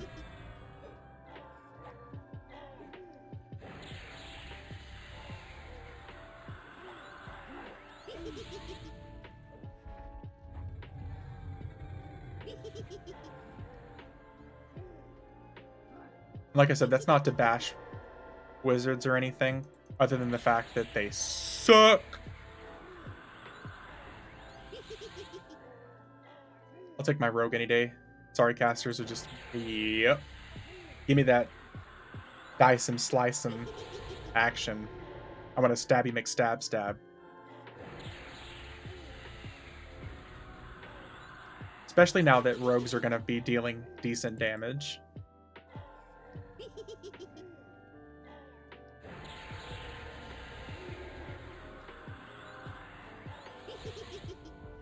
Man, this dude is really committed to healing.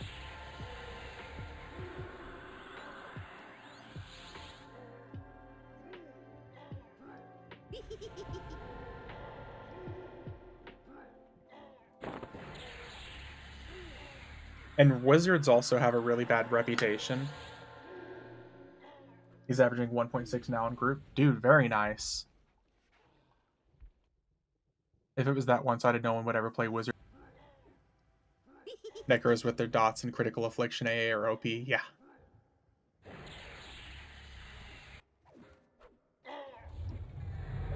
Oh, we got summoned.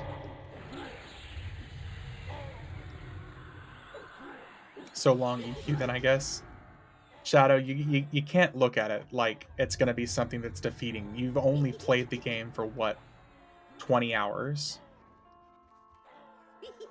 If it's something that turns you away from EverQuest, then unfortunately there's not much I can say.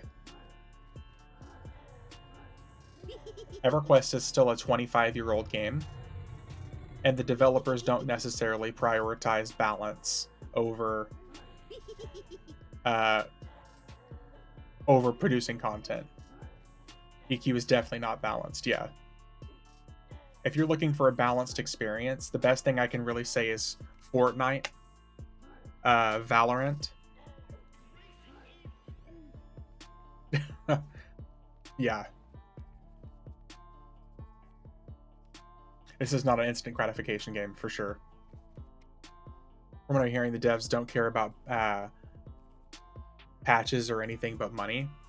Dude, 25-year-old game. Like, there's obviously passion involved. Otherwise, they would have stopped playing the game or producing for the game a long time ago. Money has to be important to keep a game like this alive, though.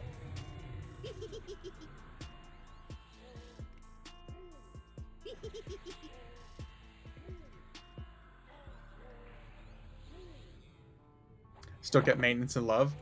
Yeah, EverQuest. Literally, like what Geezer said, there's thousands of hours you can play for free. No one's forcing you to pay for anything in the game. Like literally. It's still entirely free to play aside from like the last 3 expansions of content. And if you can't make it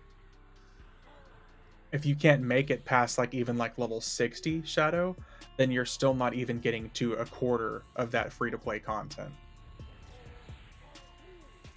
And don't get me wrong, dude, I'm not bashing you. I'm not saying anything negative to you. I'm just trying to help break it down for you so you understand. You're putting the nail in the coffin on a game that you haven't even seen a tenth of.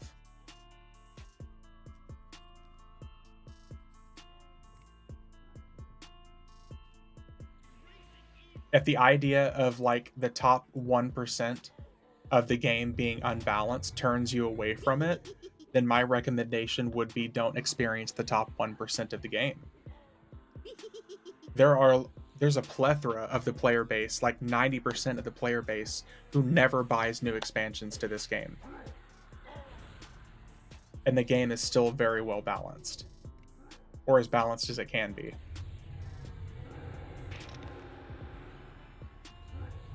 Yeah. There's people in the chat that have literally not seen a lick of the game past level 85. And they're literally keeping the game alive. It shows me they can't be bothered because it's old. There's lots of MMOs that are old that have balance. Shadow, I would love for you to name a few. Because if you think about what is old to you, if we're talking 25 years old, the only other competitor to that is going to be old school RuneScape, which has about the same player base as EverQuest. And I could pretty much guarantee you that people who play it would say that aren't balanced. Final Fantasy 11. Final Fantasy 11 is basically dead. It's still alive, don't get me wrong.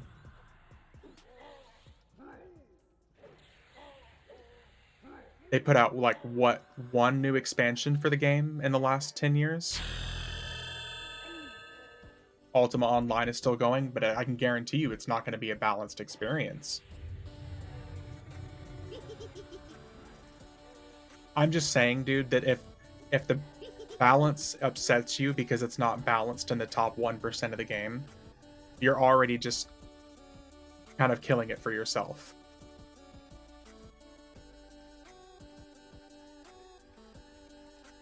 That's all I'm saying. Is like you're turning yourself away from a potentially really fun game because the top 1% of the experience might not be balanced as you want. That's all I'm saying.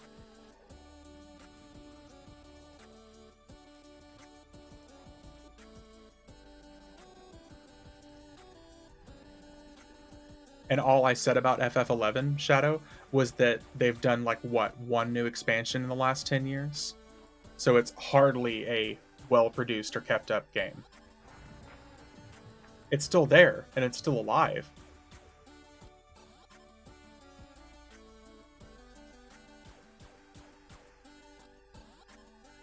But if we're talking a game that still gets new expansions and new experiences and updates, you know, once a year and new patches every single month for the last 25 years,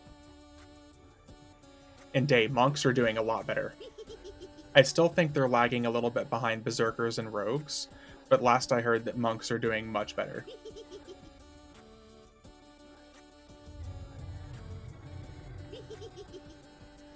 Just like rangers with their bow and arrow, they're doing much better.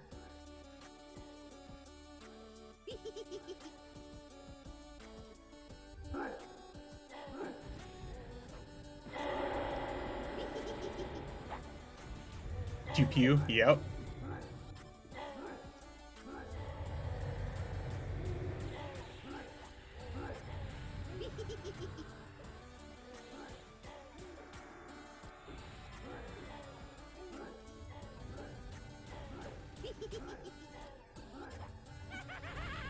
Yeah, all I was pointing out for you, Shadow, is that if the balance is the problem for you, it's not ever going to be an issue if you're not really investing in the time and effort to get anywhere close to it.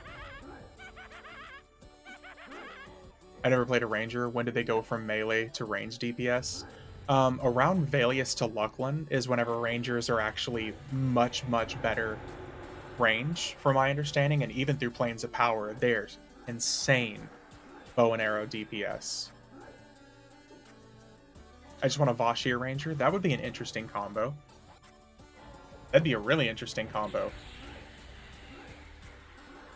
Like, there's a streamer I watch called Pitted on here that he's currently going through Oakwind on like Luckland content, and his Ranger seems consistently to be like the top 3 to 5 in the raids for DPS, and all he does is shoot bow the entire time with the occasional dots. He streams whenever I'm usually in bed is the problem. That's probably it. It does look cool. Yeah, it is a good looking graphic. Just got Mollywop running through the Underfoot zone, so I logged. Oof.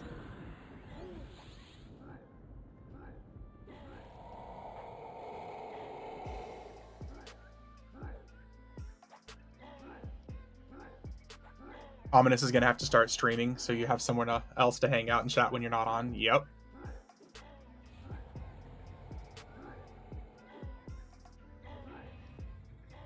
Yeah, Point Break. One of these days I want to check out your stream, man. I've been trying to. I think it's a difference in time zone as far as like whenever you're streaming and I'm not. But yeah, honestly, welcome to Underfoot, dude. Even the content that I did yesterday, when I was going through Underfoot, grouping, that stuff hits so fucking hard, man.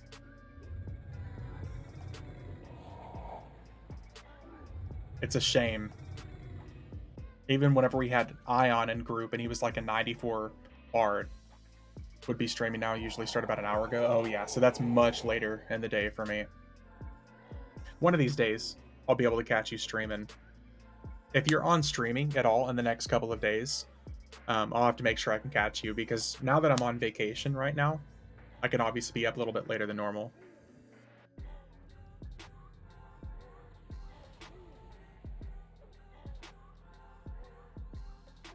I hate Underfoot. I know House of Thul's around the corner. Yeah, buddy, just just hold out. That's all I can say. When's the next drop here? Planes of Power for them. It's just February 1st. House of Thul. About a month over. Yeah.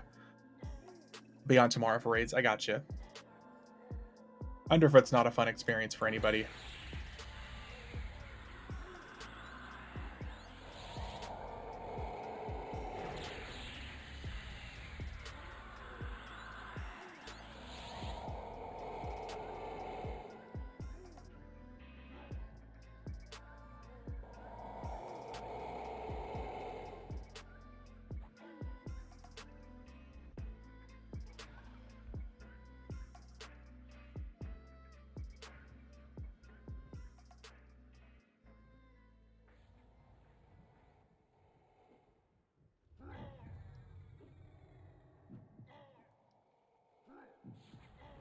This EXP is still really nice considering it's not a hot zone.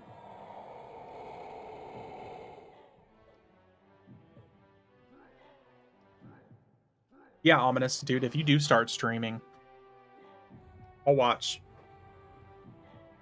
I'll hop in chat so I can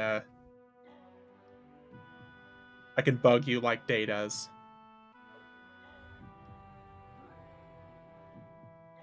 Will you watch me stream? I don't know, what are you streaming? I do it shirtless. I'm not sure that would really influence me to watch or not. But I hope that gets you some views.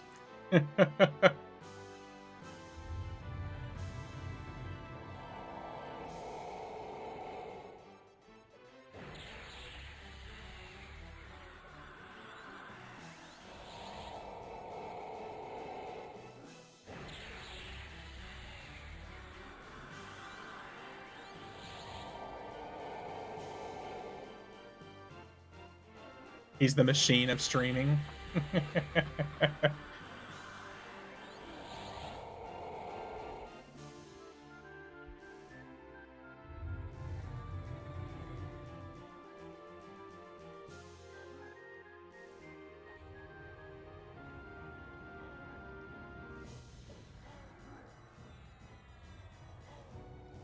So Point Break, if you guys are in Underfoot, are you just now starting the raid content? Or are you guys already pretty deep into it?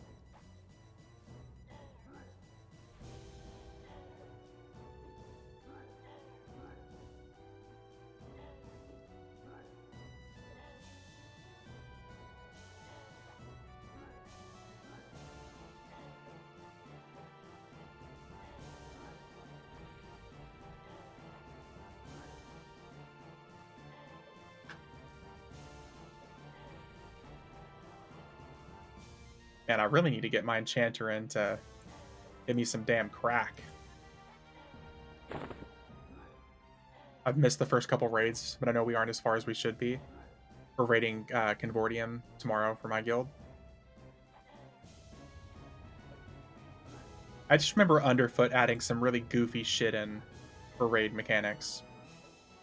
I looked at the raids because I was thinking about trying to do them on stream sometime to solo them, but a lot of them have it seems like they have a lot of mechanics that pretty much prevent it from being streamable.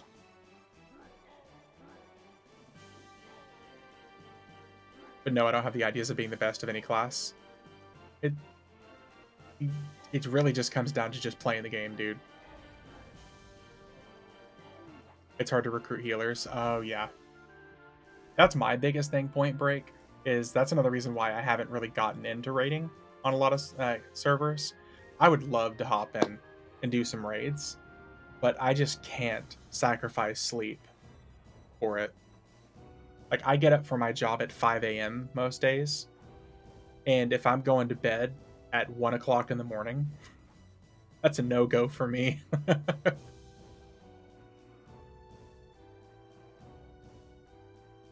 That would definitely be like a big no-go for me. Yeah. Now, if I had like a 9 to 5 job, like some people, when I could just get up at like 8:15, and that wouldn't be that big of a deal.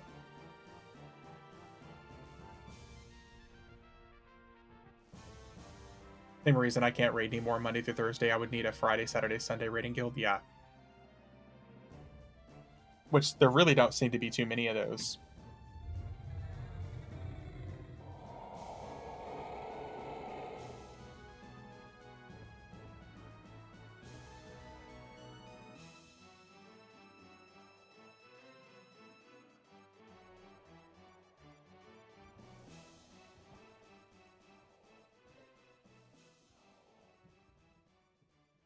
Talking about MMOs with a skill ceiling, so you either perform at that level or you don't clear it.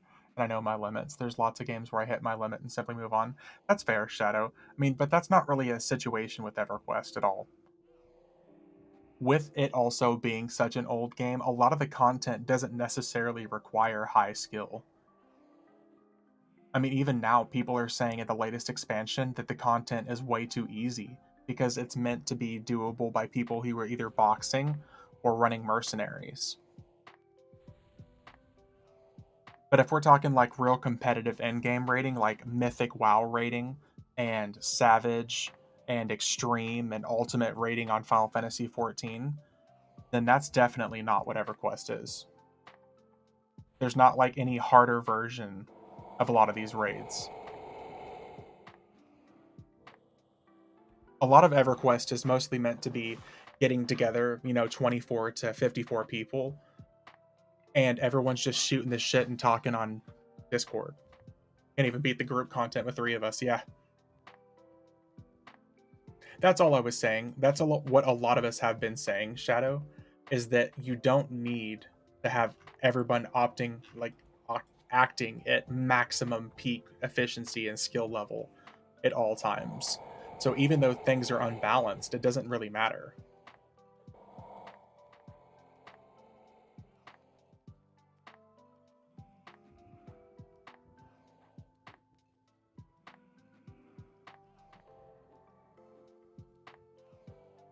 But yeah, if we're talking like ultimate rating on Final Fantasy 14 and you're playing a red mage and your DPS is 20% lower than the average red mage, yeah, you're going to have people say stuff to you because it probably is going to prevent you from clearing that raid. That's not EverQuest. Very much so not the case here. You might have people say something to you if your DPS is in the shitter. They'll probably tell you to get your hand out of your pants and start playing the game. Like, hey, turn the anime off and let's focus here for a second. I get that part. Just really disheartening to find out the vast power gap between two classes that won't ever get fixed or adjusted. And we're not saying it won't ever get fixed or adjusted, but it's not something that, with the game also being this old, they don't always necessarily stop to balance what we think should be balanced right off the bat. That's all.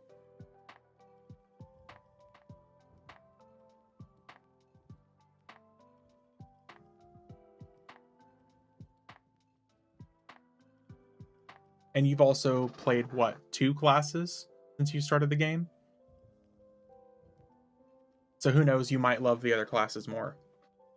Just because your favorite class so far that you've played isn't the peak doesn't necessarily mean that you're not going to enjoy the other classes.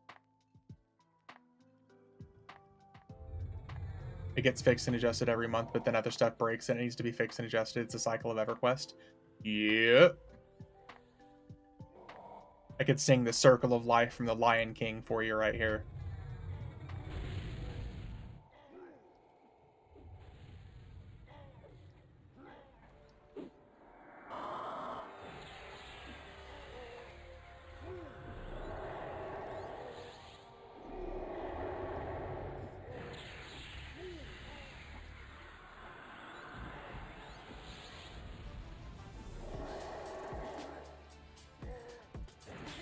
About the only thing these days I would say that discourages me about EverQuest is mostly just the fact that whenever it's like new content coming out, a lot of the people who know information about the things about the content don't release it to other people. They don't really talk about balancing, they don't really talk about raid mechanics or anything like that. So there aren't really clear-cut guides on how to be the best of your class that you can be. At least whenever new content comes out.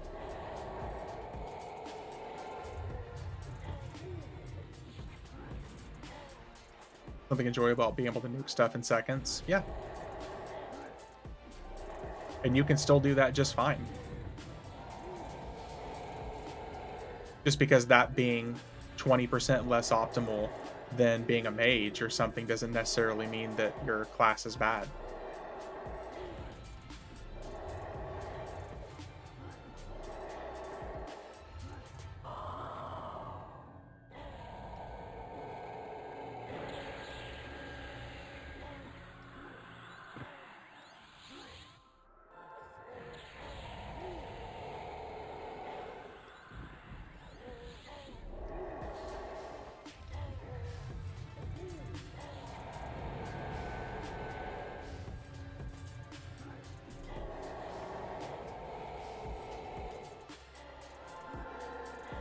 And this guy is really fucking sticking to it.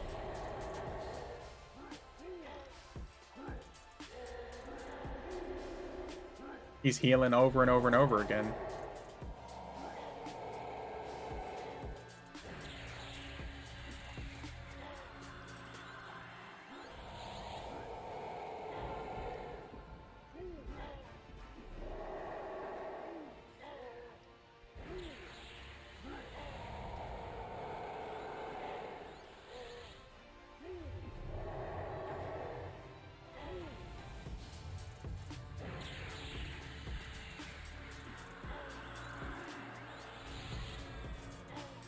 Yeah, let me pull up a fucking stun here.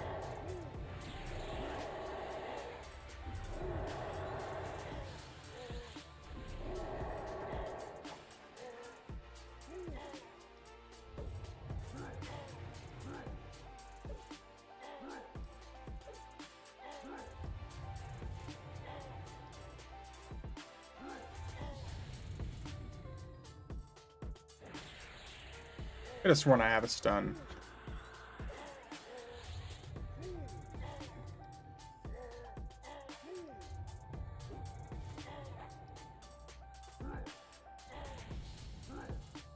Oh, up to level 55. Rip. That won't do me any good.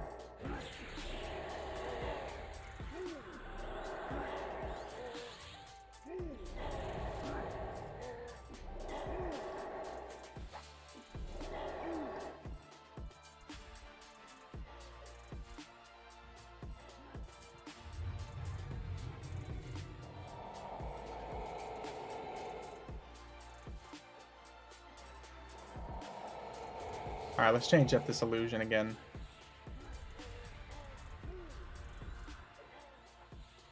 Oh look, another healer.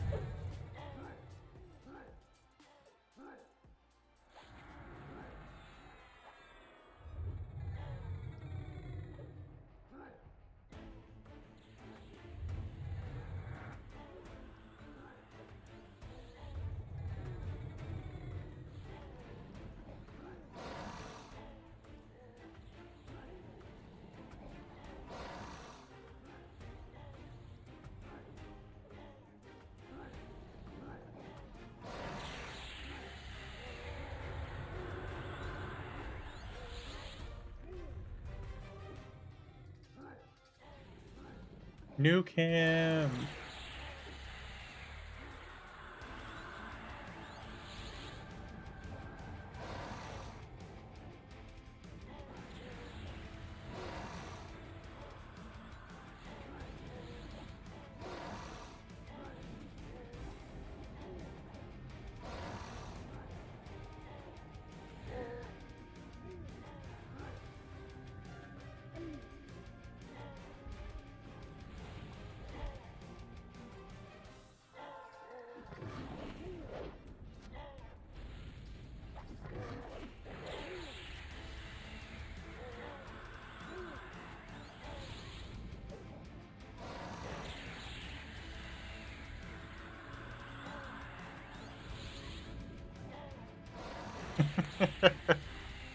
Ah, these damn heals, man.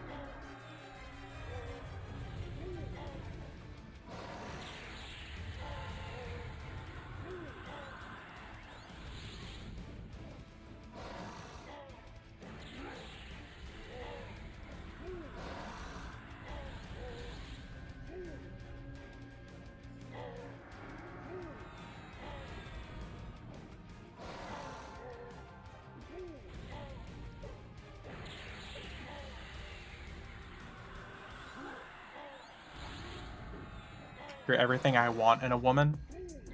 Well, I really hate to disappoint you, Riffin, but I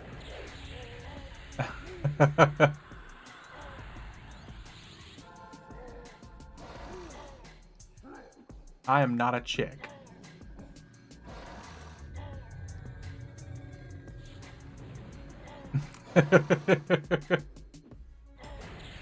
Yeah, everything you want in a woman is a PP.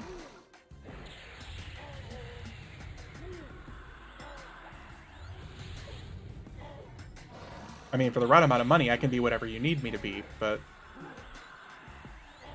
I'm just setting expectations for you now.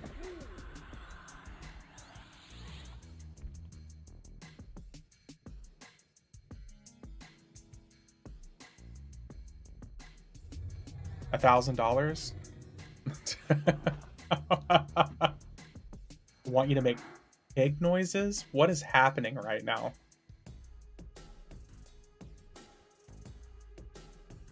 I'm gonna save me, I'm scared. Oh, we got 2 healers? Bruh.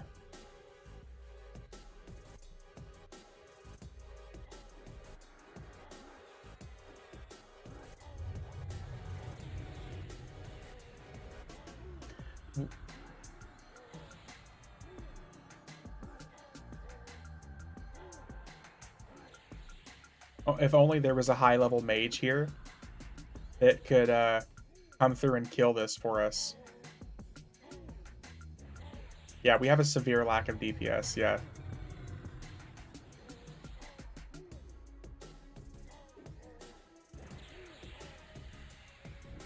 I almost want to say let's just zone it and come back with mercenaries. Because if we have a couple of DPS mercenaries, this would be substantially better.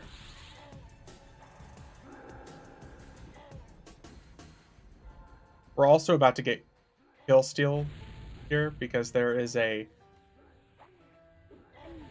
level... Nice. I'm okay with that. So do you want to summon mercenaries?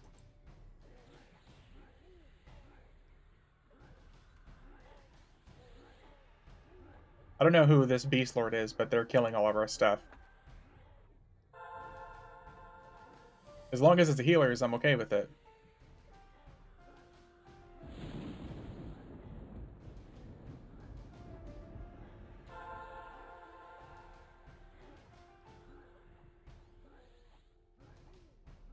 There we go.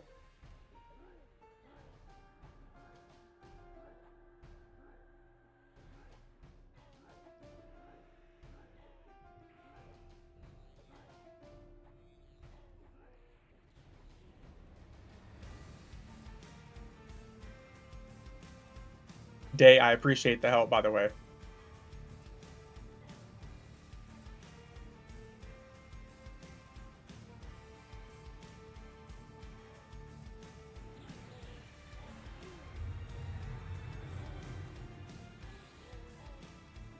Just had to find you, no worries. Whoa.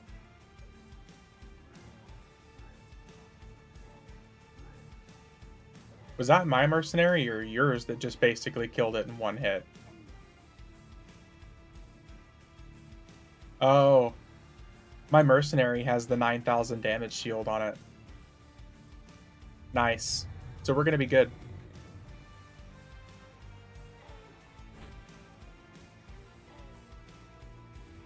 Totally not broken at all. For instance, max level is 99, but leveling after 50 requires limit breaks that are designed for either a full 6-man party or assist from much higher level players' assistance. Oh, we're talking Final Fantasy 11?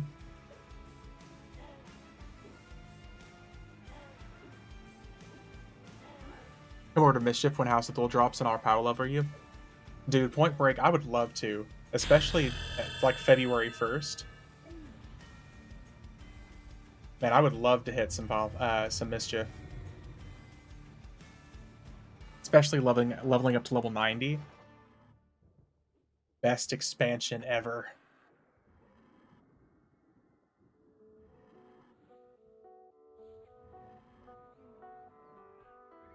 You missed this part. I don't know about EverQuest, but I can say there are certain things if Final Fantasy 11 that you may not like if you ever decided to play it. I have no interest in Final Fantasy 11 though, unfortunately. I missed the train when it dropped back in the day. I just have no interest in it. The only interest I ever had in like Final Fantasy as an MMO is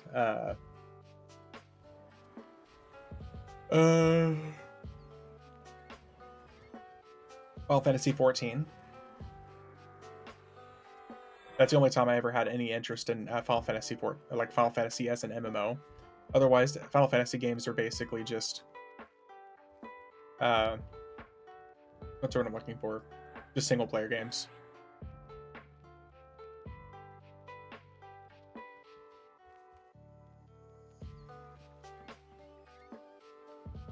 Compile you beforehand, that way you're ready for House of Thule. Box of Bard, Pally. Beast Lord, Pally, and Bard. Oh, nice. Dude, that would be awesome. That'd be something worth streaming, too. Because honestly, if I got a 3-box crew up high enough, I would probably do the same stuff on Mischief that I do on FV every week. As far as, like, running old content and stuff like that as well.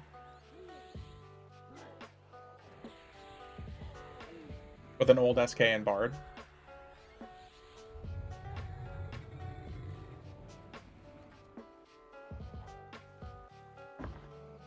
Manecra's 56 on Mischief, yeah. Oh, that's right, Day. That's the Necro from what, the guild? The old guild? Limericks were things you had to do to unlock your next 5 levels. Like, without them, you cap at 50. Oh, I got you, Shadow. That's okay. Yeah, I'd always be down to go back and hit some Mischief. The Chaos loot stuff still intrigues me.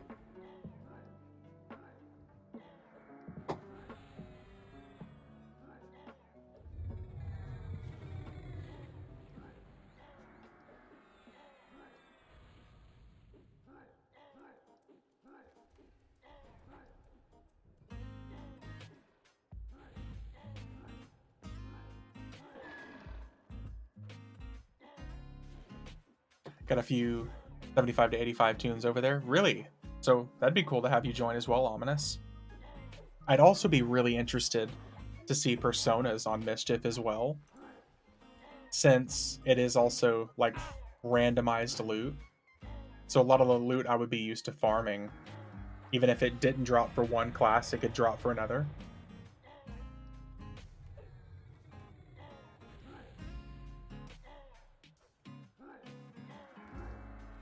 So yeah, this slowed down the EXP quite a bit, but we're also killing substantially faster.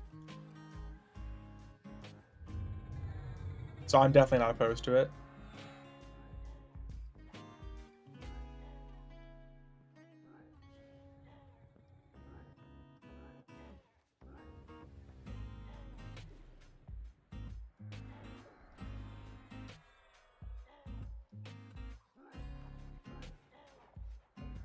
It didn't help that we came here super, super low level.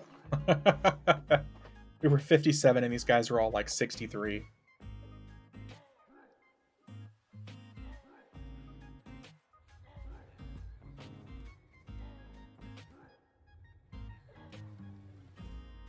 I had no idea they used multi-boxing. I have like characters in the background that I have up basically just as buff bots, occasionally Shadow, but I don't actively play multiple characters at once. Occasionally I'll do 2 or 3 in the lower levels, but in the higher levels, absolutely not. It's too much effort.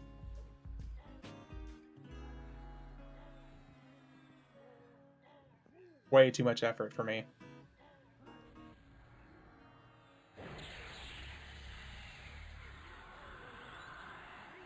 There are some people here that are natural pros at that. Ominous. But I especially, like you said, with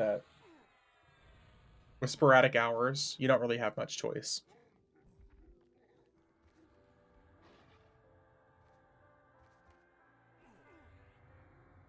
Thinking about playing D&D online because you can play free to play and earn premium currency to buy stuff if your income is tight. I get it though. Well, most of the MMOs that I play these days are kind of freemium, I call it, where basically you can still play free to play, but you're not going to get the best experience you would as if you paid. Like one that comes to mind is SWTOR, Star Wars: The Old Republic. I mean, I played that just yesterday. I love that game. You're not going to get the best experience that you would if you paid. Same thing with EverQuest.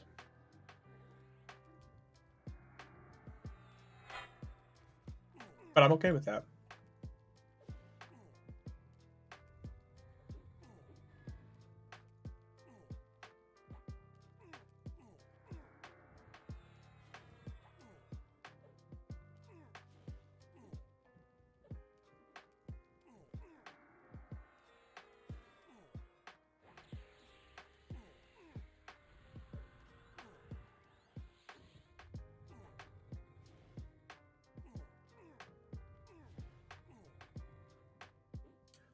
Lord of the Rings Online guy on Twitch, and he told me he'd never spent a dime on the game and unlocked every DLC. Been playing for years. That's kind of inspiration. I mean, that's fair. That's fair. I know some MMO stuff like that's possible.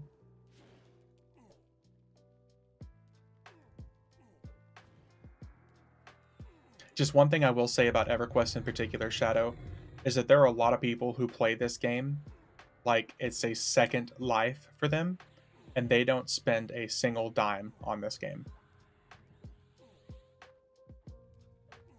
That's all I'm saying. Like elsewhere, that I'm sure that you've seen in chat, that dude, most of the time, from my understanding, never pays a dime for his characters. He 3 boxes a lot, and he plays way more than I do. Maybe not now, but he spends a lot of time playing. I like EverQuest, but not enough to no life it. It's a game that requires at least that at some point. Like this character, I have 107 days on, and that's chump change to a lot of people. This guy is just barely 3 years old, so I made him back in August of 2020.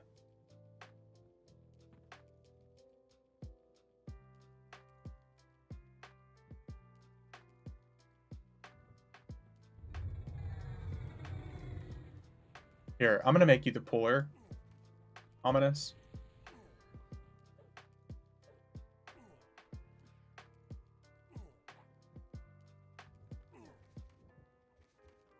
Wait, why are you not attacking? There we go. Mercenaries were just like, nah, I'll chill here. Vicinity of, I think it's like July or August, because then you can play 3 characters. And then by the Buried Sea, it's like completely no boxing issues at all.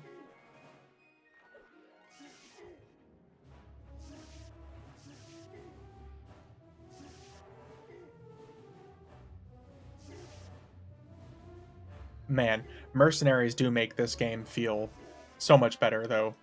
If I didn't have mercenaries, I would have quit this game again a long ass time ago. There's no way I would have stuck with it whenever I came back. Mercenaries is what helped me get back up to the endgame content again. I can't imagine doing this without it.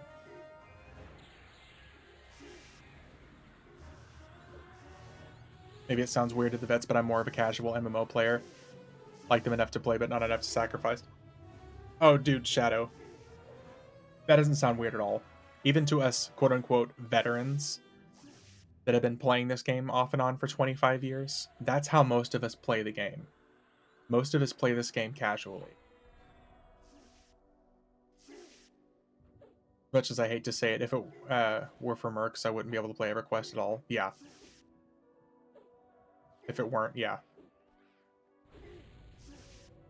And another thing that might blow your mind, Shadow, is a good chunk of the people who watch EverQuest content don't even play the game anymore. A lot of EverQuest people who watch the content are people who are only watching it because they don't either have the time, effort, or resources, or want to play.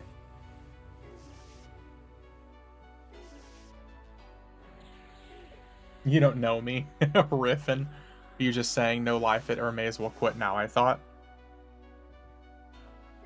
No. There was at one point that you said something like that, and all I was doing was quoting what you said. But I've never said that if you aren't no-lifing it, you might as well quit now. I need a full group of mercenaries. Norimus, I've said for a while that I think they should let you have a second mercenary. If you could like 2-box with 2 mercenaries and have a full group of 6, that would be awesome. That would be fucking nice. Because then you could literally whatever you do. Like, you could have, like, 2 classes of whatever you want, and then a tank merc, heal merc, DPS merc, caster merc. That'd be cool. Must have been a misunderstanding, my bad. Don't worry about it. I'm not upset about it at all. I was just simply saying that there's no reason for you to no-life the game, because a lot of us are casual. What I'm streaming is what you guys see me playing the game. I don't really play EverQuest when I'm not streaming, because I don't have that much time on my hands.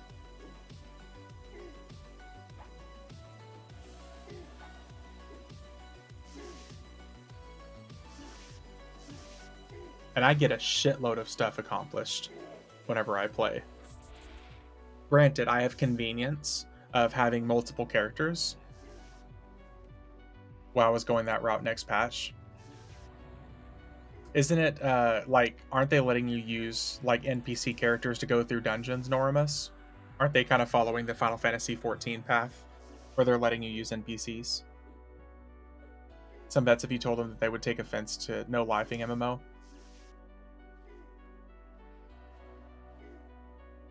Yeah. See, Norimus, that's really cool. I think that every game should have that. What they did for Final Fantasy 14, and it's funny because I think a lot of people were pissed off when they announced it at first about how they were adding like fully fledged NPCs to take you through dungeons and stuff. They didn't like it, but I thought it was a fucking brilliant idea. We don't play for the end game like a lot of people do. We do what we want. We enjoy lure gaming and farming and raids and stuff. Yep. We don't have to constantly be doing new end game content to feel like we're having a successful experience. My biggest problem with MMOs, they are made with the intentions of people no-lifing them, and I fall for it hard. Power Walk, same. It was like that for me for Final Fantasy 14 there for a while.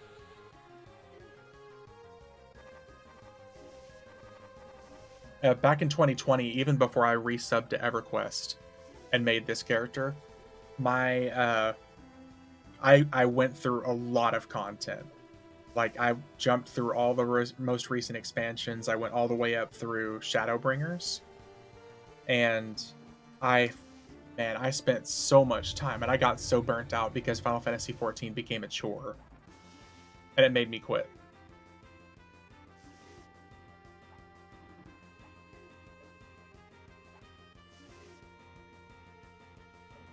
Yeah, Shadow, there are a lot of people who are like that. And they're typically the most unhappy bunch of people you're ever going to meet. Those are also the super loud people who basically, whenever you say anything bad about their game, that you were the worst kind of person. Take me off. Cool, my Merc isn't over here. Where are you?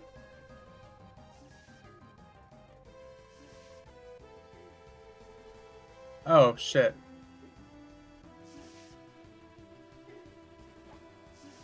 There he is. That's so weird. I don't even see where he was.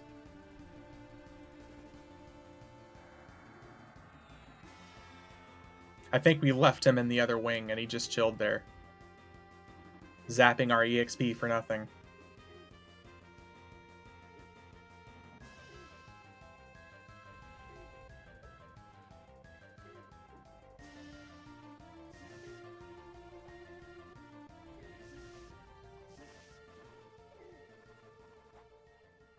There's a lot of YouTube celebrities. I don't like their content at all. I'm not a fan of Asmongold. Yeah, here, I got you. Gotcha. And it's funny because I'm a big fan of Asmongold. I was that person whenever someone had anything negative to say about WoW, I lost my shit. And I used to be that way about EverQuest, Power Walk. When I'm saying that, I mean basically from experience, is because I was that kind of person too. I'm a fan of Zach Asmongold, not so much. Yeah, you don't like the personality. I get it. I don't like the over the top personality that he has, but I like a lot of his reaction content, and like whenever he's playing games and stuff like that, I'm down for that. But I don't like acting for the paycheck. I wish Asmon didn't hate EverQuest. Yeah, dude. It was funny because he even talked about EverQuest, I want to say in one of his most recent streams, because people were talking about old MMOs, and every time he talks about EverQuest, he just shits all over it.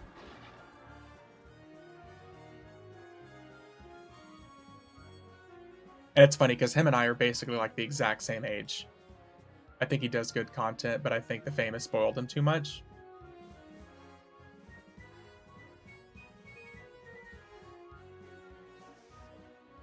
Nah, I don't think you're really offending anybody, man. He never gave it an honest try, yeah. I watch him sometimes on the Zach channel, but haven't followed his persona for years. See, I actually started watching him on his Zach Rar account before I even knew he was like the Asmongold over the top acting. But that's the one that makes the paycheck. You know what I mean?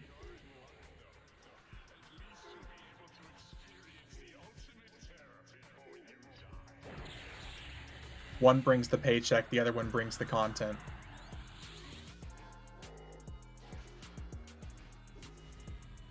You shouldn't expect special treatment. I don't know. I guess I really haven't seen anything where he does that, unless it's like all for the sake of like the meme.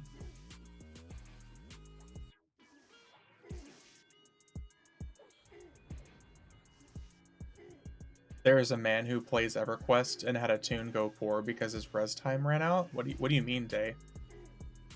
Just not my taste. Yeah.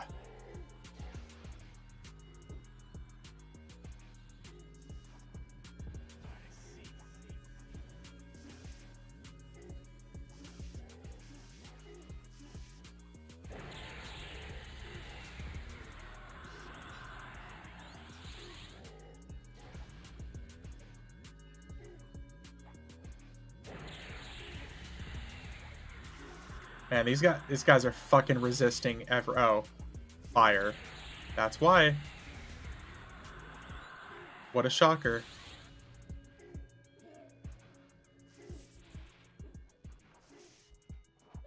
Like, man, why are they resisting all my fire? Herp dirt.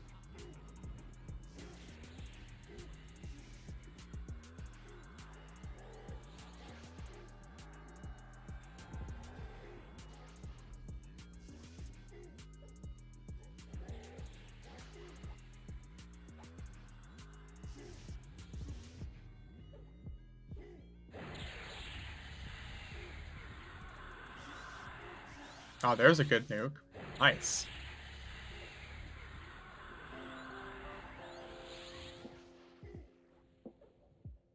I feel like he played EverQuest and had a tune go poor. Oh, I got you, Day. I got you. No, I think he just doesn't. He really doesn't like the graphics.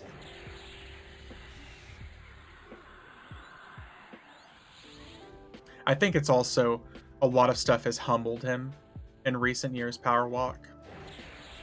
He changed a lot after his mom died. He really, really mellowed out. You know, for better or for worse. But I see what you're saying, Day, yeah.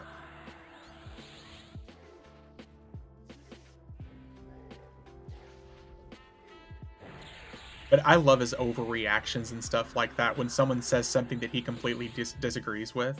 And like he'll pull up their chat logs and basically just piss all over him. I love that because I think it's entertaining. It's over the top.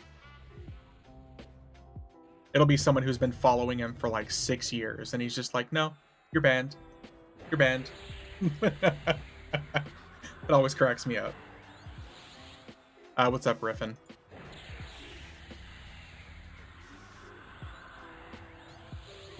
And Shadow, yes, to answer your question, it does take into account resists and stuff like that. Remember the video he made when his mom passed? That shit was heartbreaking. You really say true emotions. Yeah, it was 100% genuine. I felt horrible for the guy. It really hit home for me because my mom is really, really sick. She's got something called multiple sclerosis, and it's something like to see that his mom is suffering a lot as well. Like 100%. It's heartbreaking. You have MS, Riffin? Sorry to hear that, man. Yeah. So I 100% relate with that.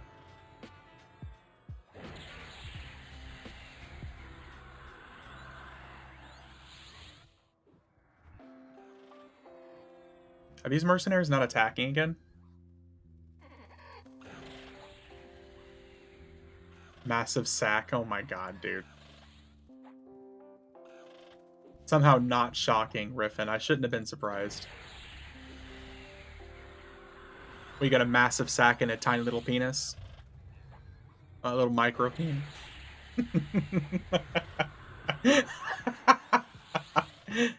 Nice.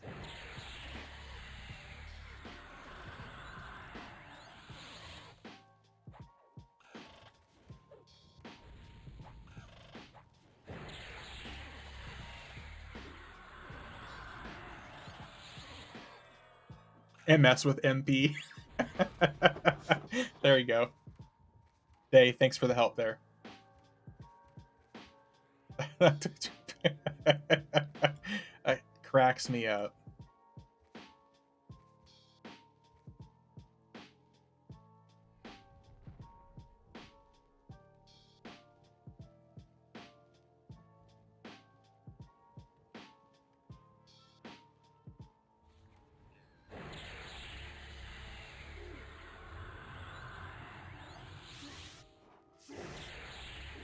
I've brought friends.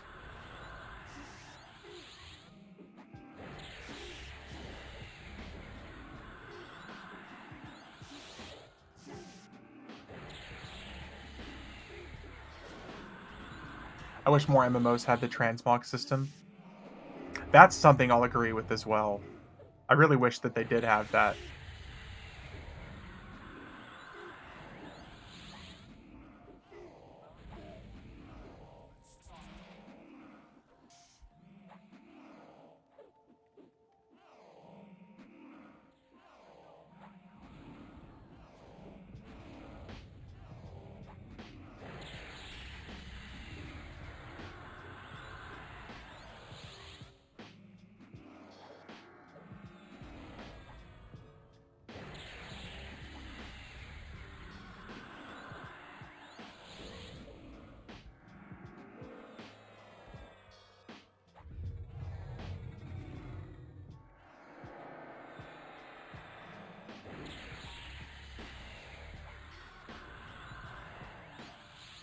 Nuke. Nice. Pretty close to 60.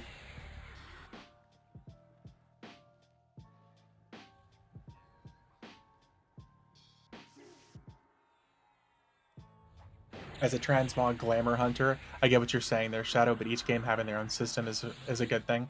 It would be really interesting. It'd be really weird if they all had their same the same system. For sure. I do love the simplicity of WoW.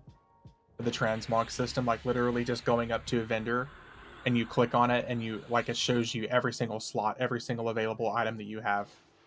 Like, oh, here's all your two-handed swords, here's your two-handed axes, here's your two-handed hammers, here's all your one-handers. Why are these guys still not here? I'm gonna take you off pool, Ominous, because these guys are like messing up hardcore.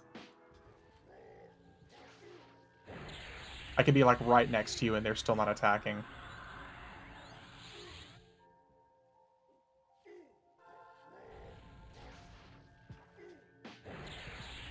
But any other glamour prism is just ugh. Yeah. For Final Fantasy XIV, it's not that big of a deal because you can literally carry like 99 of them, but you also have the armory chest, which so you don't really have to use them. For easy access to transmog and mounts, easy farming, I play FF14 for the story and deep lore. EverQuest for the nostalgia and the grind. Yep. Powerwalk, you and I are a lot alike in that case. That's where the variety of aspect in my name is, because if I just stuck to one game at all times, man, I would get fucking burnt.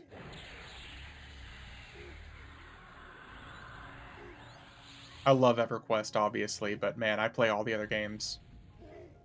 Sorry, no stuns. That's all good. But like you said, Final Fantasy XIV for the lore and stuff like that, and the story, hell yeah. The Final Fantasy XIV story was amazing, especially Endwalker.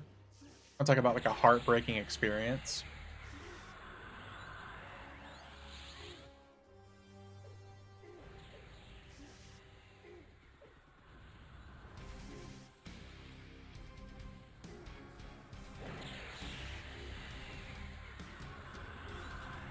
I haven't played Endwalker, but I heard good things about it. Dude, it's phenomenal. Phenomenal story. Not to mention Sage and Reaper as classes. Yeah. Had Grace's great boss fights too. Yeah. The music are so good. Play New World and WoW because I solo 99% of the time. Neuromus, you're one of the only people I've seen in here that's talked about playing New World. What are your thoughts? In the middle of trying to get my console account up and running, it wouldn't recognize my password. Aw, that sucks, Power.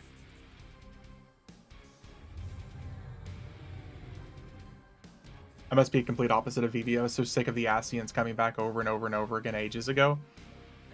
The Asian stuff kind of stepped away as far as being like the main focus, but did you ever beat Endwalker's Shadow so you can kind of get a big explanation of why?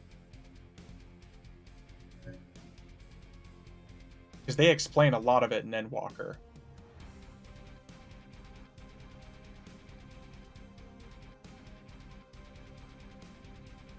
Go up and kill bees. Yeah, we can kill bees. I'm down. Let's do that.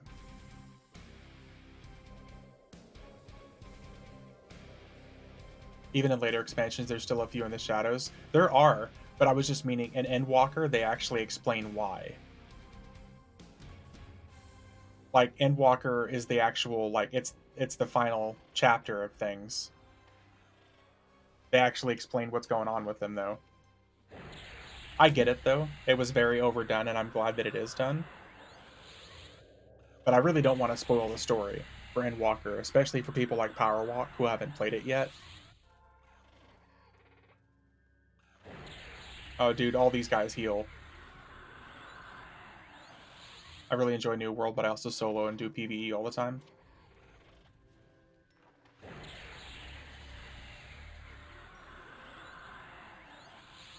I think without a stunner, Ominous, we should probably not do these guys. Because every single one of these guys heals. Yep. It's the heals. It's the heals, man. I really enjoy New World, but I solo and do PvE. It was the PvP, for sure, that turned me away from New World. That and the art style. I really don't like the art style of New World. Once they said, you know, who was a Primal, I was like, what the fuck? Yeah. Yeah. Yeah, Shadow. Yeah. I appreciate you being vague as well. I don't want to be the guy that spoils a really epic storyline for people. Let's kill through right here, and then just teleport out.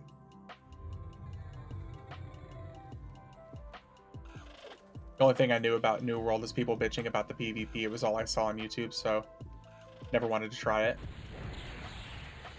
I was excited for New World because it was backed by Amazon, so I knew that it was going to have a massive amount of money behind it to make it good. But it just didn't work out for me. Just started a monk on FF14. Hell yeah, Day.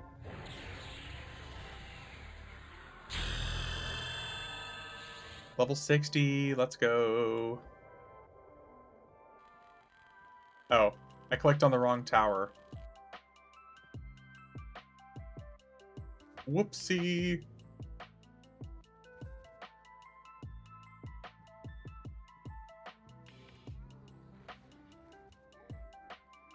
Yeah, it does Shadow, and I like it. Or should I say Pooglist? Puglist? Pooglist? I like to call them Puglists to piss people off. Yeah, Shadow, they do. Evilise, yep. All the level 70 raids as well. So good.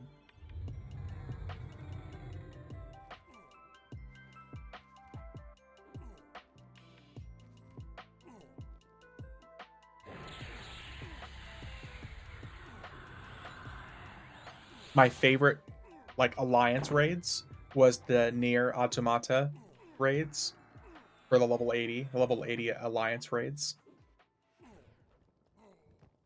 That was intentional, though, yeah.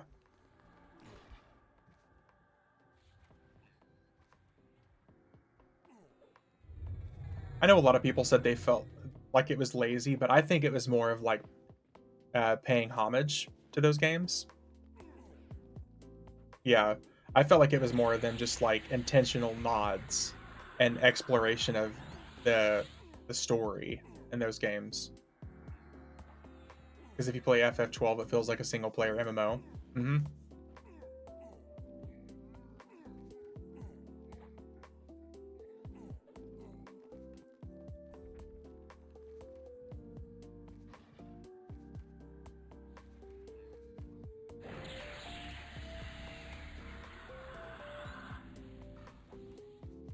And you know what? I would be okay with that, Shadow.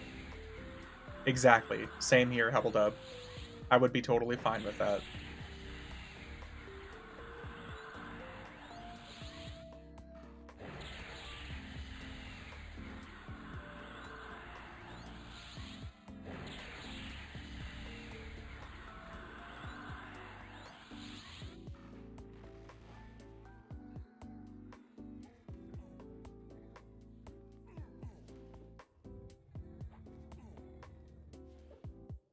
I didn't play FF12 on launch. I didn't like it after playing FF14 for a while. I went back and it finally understand it. Dude, I loved playing Final Fantasy 12 back when it first dropped. Massively fun memories. The whole Gambit system is designed to mimic online stuff from the get-go.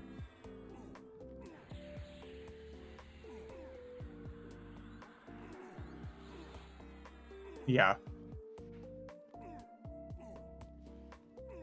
It was meant to make it like you're playing multiple characters, but also to automate it to make it feel more like you're playing a single player.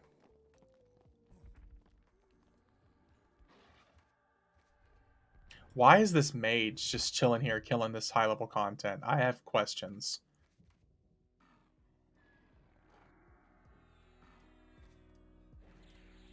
Maybe he's power leveling? I think it was the Gambit system that did my head at first. Took a while to grasp how it works. Yeah. I liked it because it was their first full shot at doing like the open world combat where you don't like instance into a fight. I also really like turn-based RPG. Some of my favorites are the 8 and 16-bit ones. Yeah. Man, I guess we're just not going to have any luck with the Earth Wing tonight, dude. That's a fucking shame.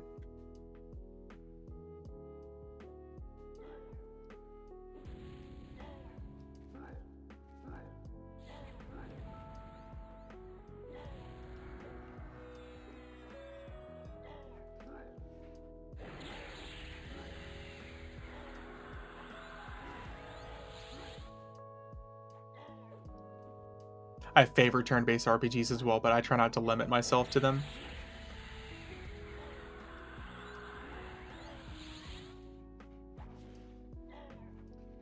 Man, if I could go back and just replay and speed run those old school turn-based games, I would. My favorite RPG is Dragon Quest VIII. Nice.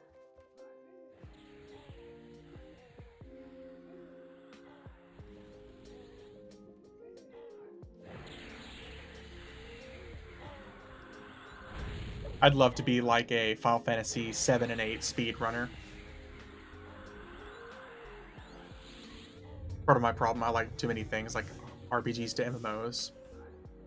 See, you say it's a problem, Shadow, but I don't think it is. I like the fact that there are so many games that you can play. That's what makes it so fucking awesome.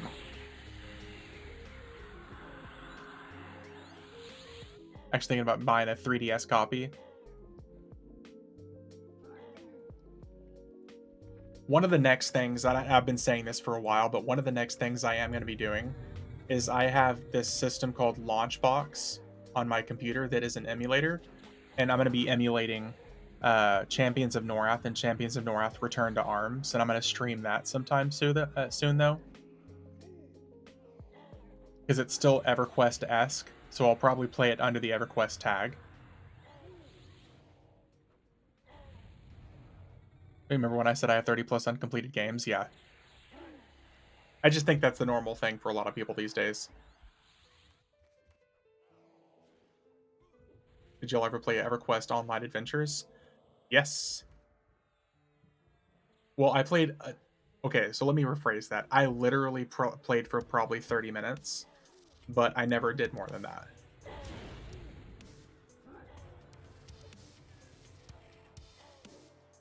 I don't think 30 is enough uncompleted on my roster. I'm probably close to 100. Yeah, especially if I ever showed you guys like my Steam list of games. It's ridiculous.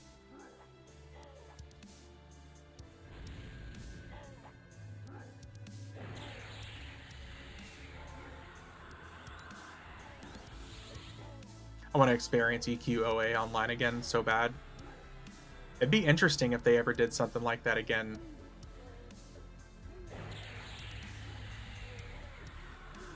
Rumor is, Jet, we're gonna get an EverQuest mobile adventure with that new EverQuest, the EverQuest 3 that everyone thinks that we're supposed to get. I bet it's gonna be a mobile game.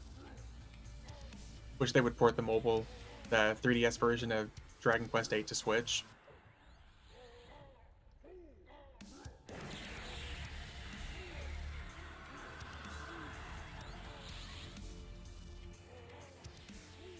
Mobile, LOL, no thanks. Yeah.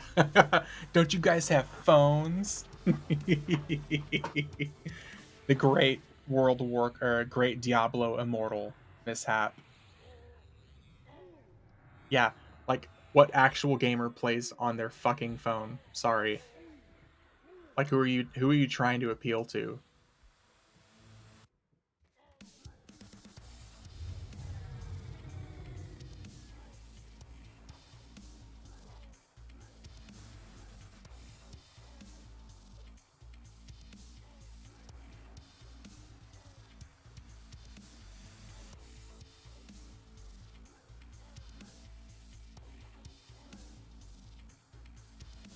There's a cash pit if I've ever heard of one. Asia, yeah.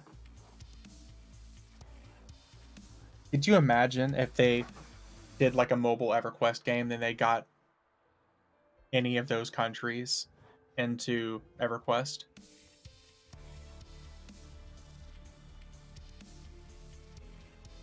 Make the original EverQuest an Unreal Engine 5 and it would be amazing. That'd be a really interesting take on things.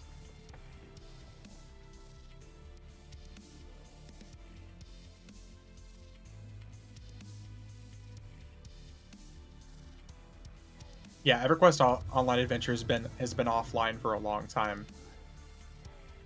I think they shut that down just a few years after launch. Be interesting, but I don't think amazing is the right word. True. PS2 MMO online only, yeah.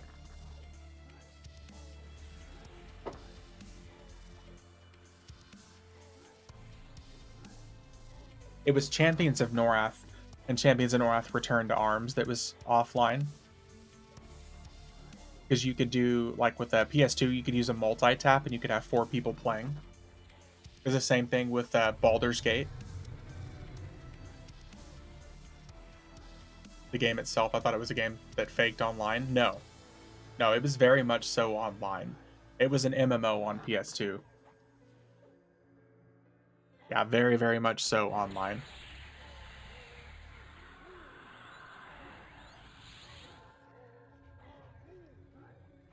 The thing that makes EverQuest is the graphics and nostalgia of it. If you change it to be more modern, most of the player base will just continue playing on P99 and such. Yeah. And part of the thing is also Power Walk that a lot of people don't understand is I think it also comes down to like the viewership of it. I'm not saying that Twitch is a big influencer of things, but I'm sure it does determine how they like want to spend their money. Because like nobody watches live EverQuest really.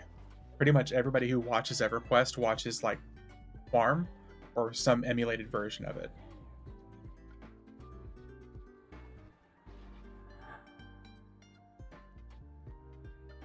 And a good chunk of their player base plays on TLPs that drops off after pop.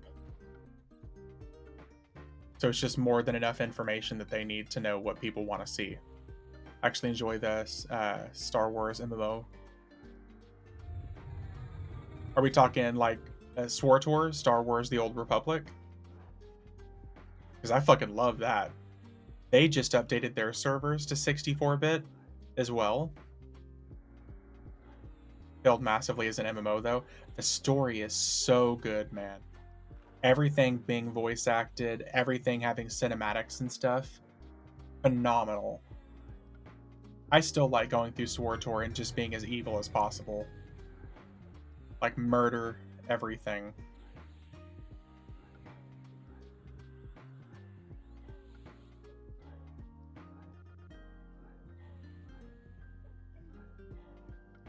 I go full dark side, like absolute murder.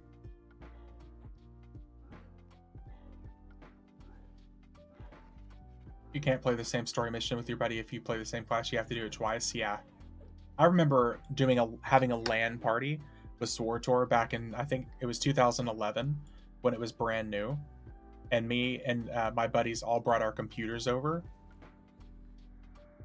and we played. Like, we hooked up like 4 computers in my buddy's living room, and we stayed up like all night, all weekend, just gaming and having a blast on Swartor. But there was a problem with that, yeah.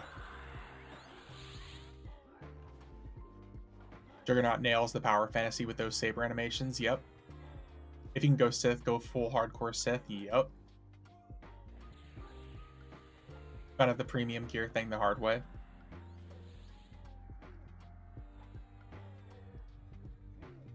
Man, some of my fondest memories right there, though.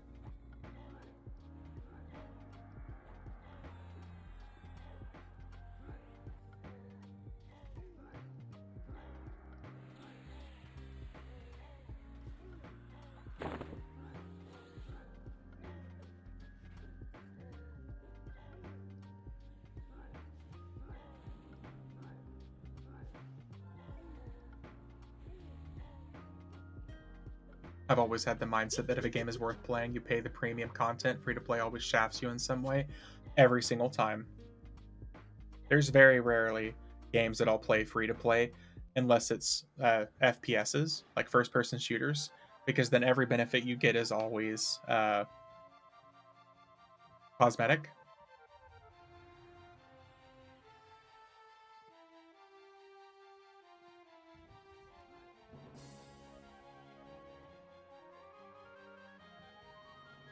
I'm pulling my Merc back, by the way.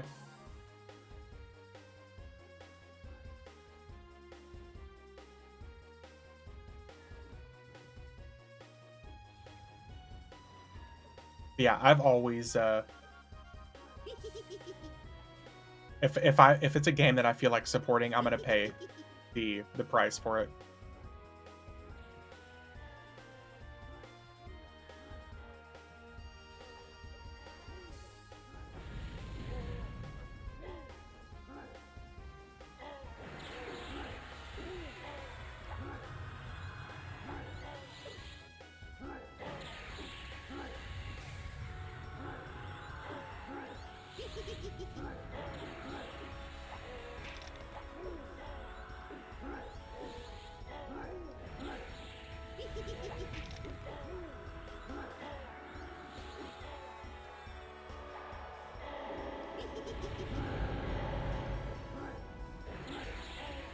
I get what you mean, Shadow, though.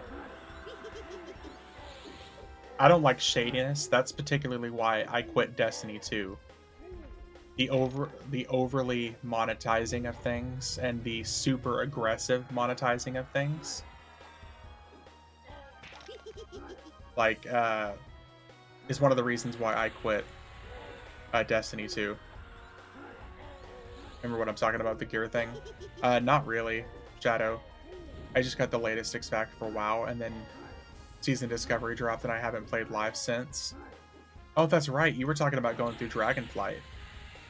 Well, Day, the good news is, when the War Within drops next summer, Dragonflight is going to be the new leveling experience. From like level 1 to 70.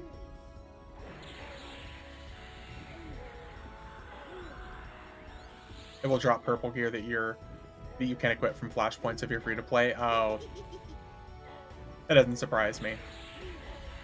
They have to incentivize it somehow.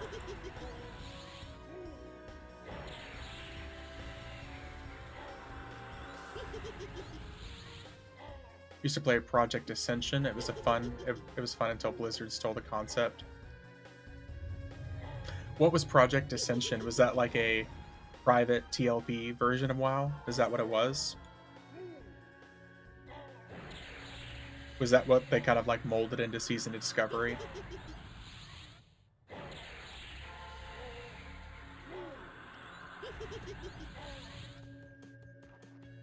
For me, I like that because it rushed me along to get me LFR ready, which I think is some of the best content in the game for people like me, because I don't want to have to join Discord chat and have a whole bunch of spurgs tell me and yell at me in 15 different like non-grammatical ways about how I fucked up. I just want to use my like plugin that screams at me if I'm standing in a pool of something bad, and I want to do an LFR, which is essentially a like a 24 or 25 man group. And if we die, whoop-de fucking do.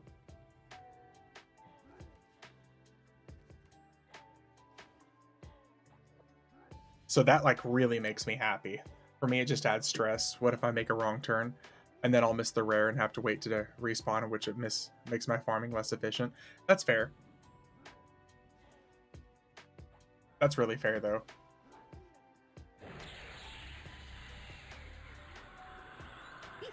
I guess since it was just such a casual experience for me that I was really able to enjoy it for the first time, because I also came back and I played a the Dragon Evoker, whatever that race is.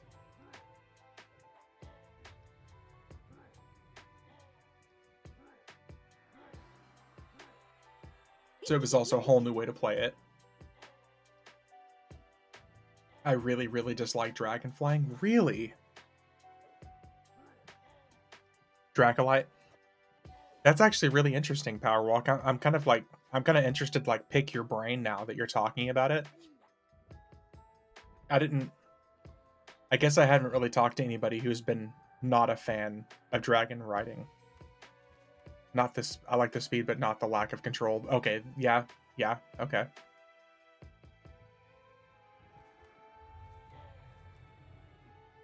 I can kind of get that. I like the race, I just wish they could offer other classes. I really dislike that there is no tank version of it. And also something to say this without being offensive to other people who might like the way that they look. I don't like that they all look like femboy furries. I really don't like that. I really wish that I could be like a big, like, you know what I mean? If you've seen Dragonflight, they all, there's like a race of them where there's like the really big buff versions of them. I really wish I could pick one of those. And I also don't like that there was no tank class. The whole stamina thing can be annoying with dragon flying, yeah. You would hate my fave WoW then. And like I said, I don't mean it to be offensive. I know that a lot of people really like that stuff and that's really cool. But I just don't like it. It's very it's like it's making me big beefy dude Taran. Yeah, it's like it's making me be some sort of like weird persona thing. And I really don't like that. Part of the games for me is I want to play and feel like I either A, look like I look in real life or how I want to look in real life, or B, I can make myself look like a badass. So I want either one, realism, or two, I can make myself look like a badass. And the twink boy aesthetic, not really my thing.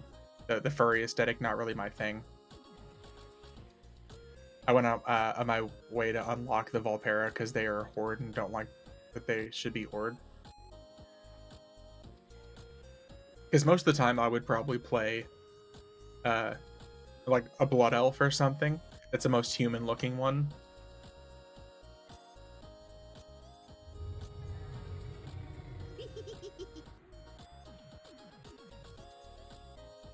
That was my only complaint at Dragonflight. First allied race I unlocked was, funnily enough, High Mountain Taran. Fair enough, yeah. Mm-hmm.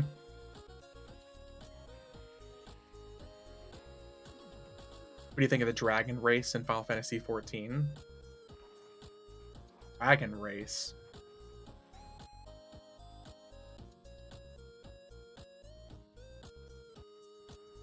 Oh, the Aura. Yeah. I like those, Day. Because you can be like big muscly versions of those. Like you can be a big badass. I like that.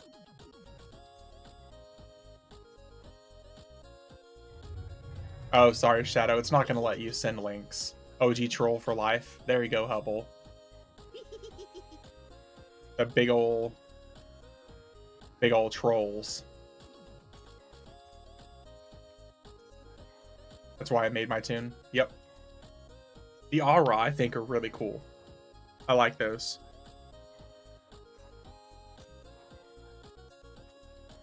Volpair. Oh, I know what you're talking about, Shadow. Yeah. It's the same reason why I'll never play a Lalafell from Final Fantasy XIV. I have 2 trolls, Zandalari trolls, so 1 druid, 1 paladin. Yep.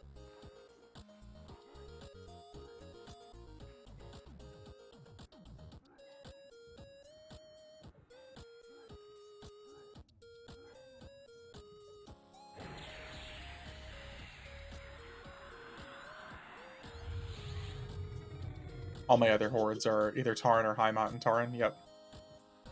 It feels wrong. A cute race is in with the orcs and trolls and Tauren. Like, talk about not fitting in. That's probably why they did it, though.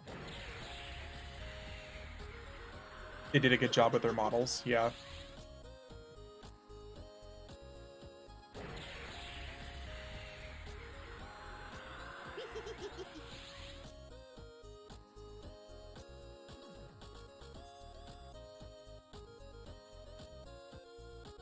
Yeah, that's a really small race. Yeah. Tauren are cute. Come on. They're big-ass bulls.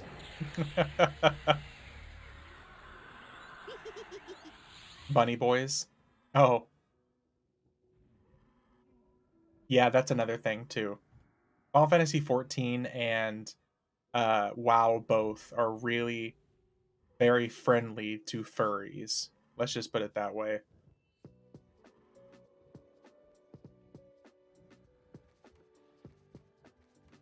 Maybe to accuse them of only being for furries. Probably not. It's one thing whenever they look like a human class. It's a whole other one when they look like a human class that's attempting to act like a fox or a bunny or a wolf. They're trying to make it like as human as possible while still being some sort of a furry. Love when Tauren Druid shapeshift into a bear or cat form.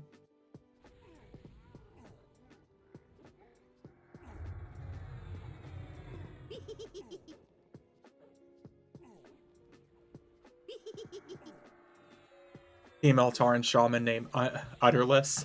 And male Tauren paladin named Little Bighorn. Win-win all the way. Nice, dude.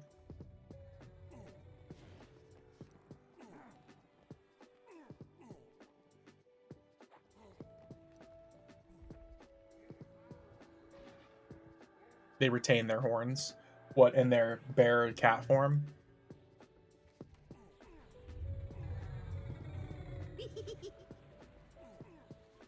Except with Swole Bear. Well, like I said, that's my thought process behind it all. Like, if I'm playing like a race most of the time, or a class or a character, I want it to either A, look like how I want to look in real life, or B, look like a badass. And if I'm forced to play a female character, you've already lost my interest. Like, some games require certain classes to be female or male. You'll lose my interest there. And B, if it's like innately a race that looks like a different species, that's not like a cool alien or something like that, you've also lost my interest.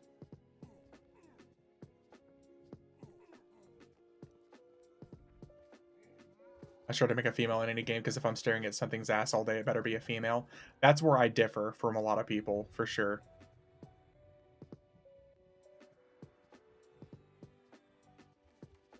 Like, one of my closest friends that plays EverQuest, all of his characters are always female. And, like, that's cool. I get it, the reasoning behind it. Definitely not for me, though.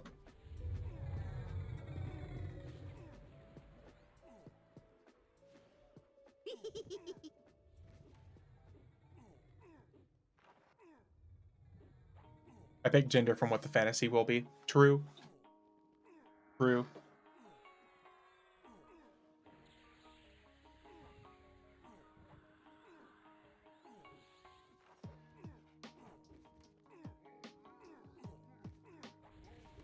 If you stare at ass all day, you're playing the game wrong. True and real.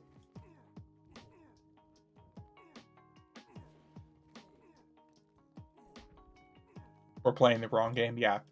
I think they have games for that online. I think it's just called porn.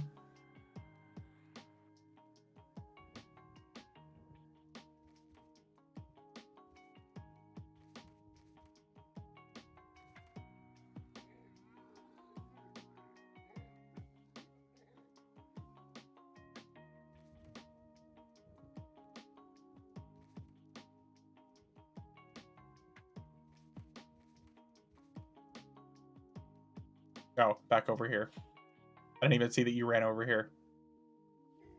If the run animations are janky, I can't play it either gender. When I played EverQuest 2, I could do Frogluck only because they didn't have the horrible stick up the ass run animation. There you go, Humble.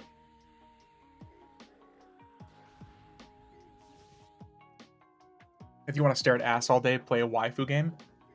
Well, I actually got I sent a picture of it in Discord. I sent a sponsorship offer that I got to play Genshin Impact on stream sometime. And I was joking, and I was like, man, if I guess that now would be the perfect time to play Genshin Impact if you want to stare at ass all day. We can get you an anime waifu game, Shadow. Is that something you'd be okay with staring at all day? I tried it, I'm not a fan. Dude, I loved Genshin Impact. Not an ad, by the way. I really enjoyed it. I stopped playing because I spent too much money. I had to quit. It was a problem.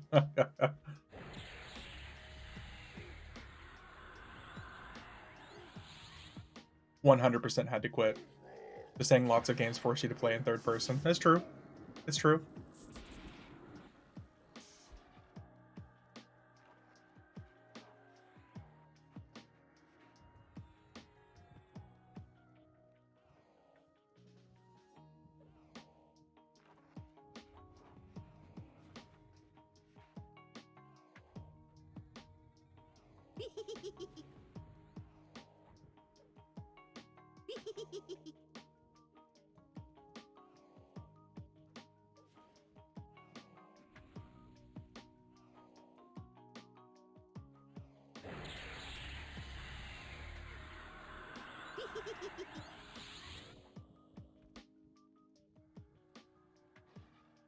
All my clickies faded off. Uh-oh. I feel like MMOs should allow nudity but have penalties for running around naked. Hell no, dude. They should allow it and you should have no penalties at all. It's the same thing. That men and women's gear should be the same thing. That if you have a woman whose best gear is a tight bikini outfit with their tits busting out, then the best gear should be the same thing for a man. That's my thought process. Should have 100 plus AC if naked. Yep. Conan Exiles. Yeah. Yep. You make it equal across the board. Like I said, if the best gear for a female is having her tits just slinging out and wearing a tight little bikini, do the same thing for men. They have it. It's called Age of Conan. Yeah. Conan Exiles. Both of you. There you go.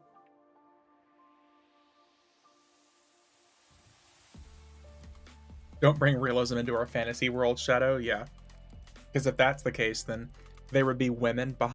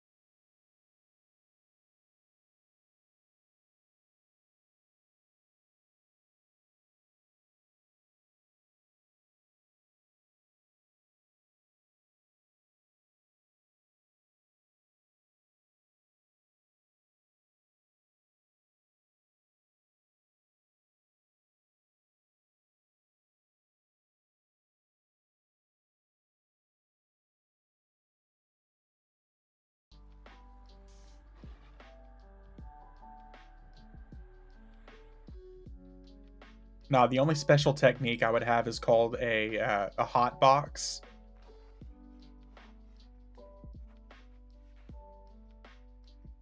Where you fart underneath the covers and then shove their head underneath the covers too. Kick it in its Dragon Balls. Hey, I love Dragon Ball. Can take a break. Okay, no worries. I'll pull to us.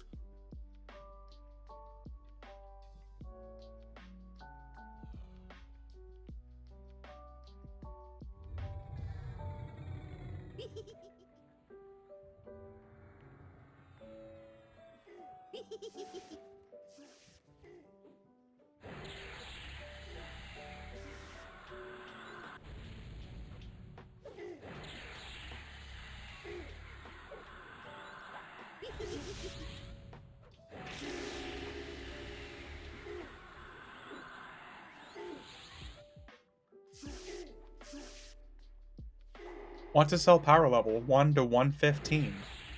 One thing Dragon Ball taught me is no matter what a dragon promises, never rub its Dragon Balls. Unless you're into that.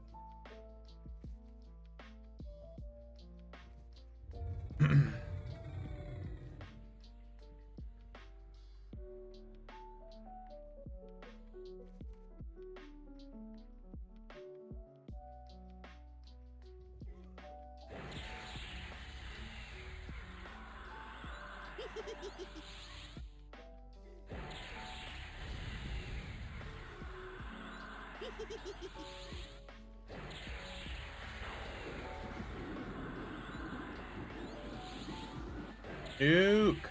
Nice.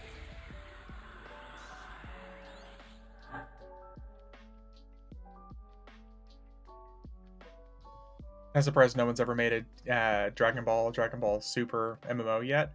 I think just because of rights and everything like that, I don't think they ever really have had any intentions to.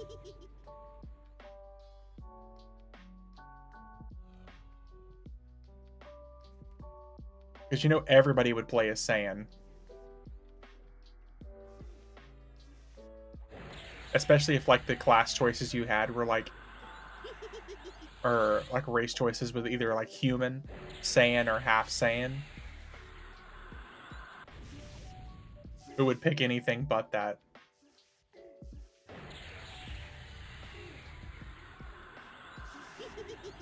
Oh, dude, the role player is at it again. The same guy that was shouting in Cebolus earlier.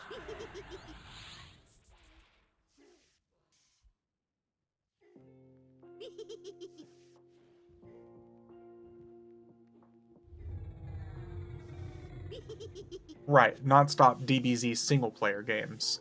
And, like, multiplayer fighting games. It wouldn't sell well in the West, I think, Shadow. That, yeah. Because, like, Dragon Ball Budokai Tenkaichi the 4th, or whatever it's called, was just announced recently.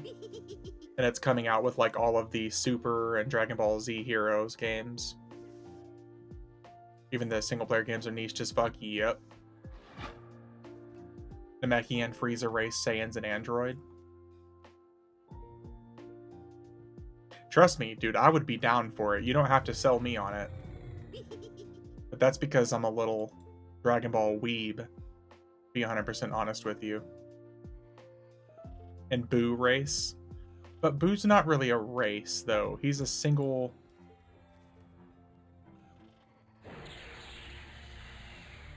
character, though, right?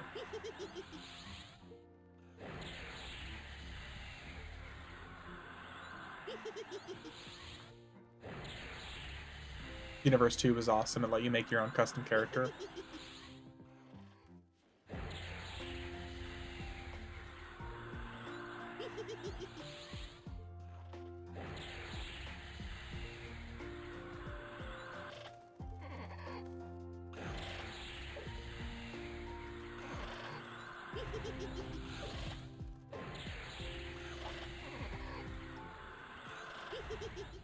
Alright, Ominous, I'm gonna wrap it up after this kill, man. We already been going for almost 5 hours. Because the stream cut off earlier when we were an hour in.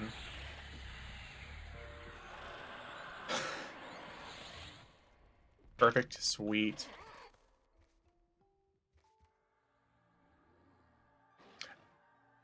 Future Trunks and Bardock I would be happy with. Shadow.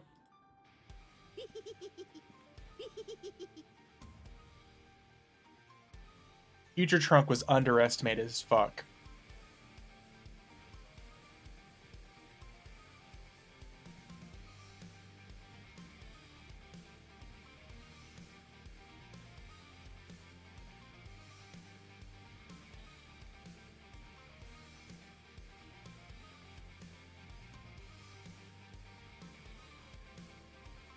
Alright. You got me beat. I only streamed 3 to 4 hours. I was work and have kids, though. Yeah. Yeah.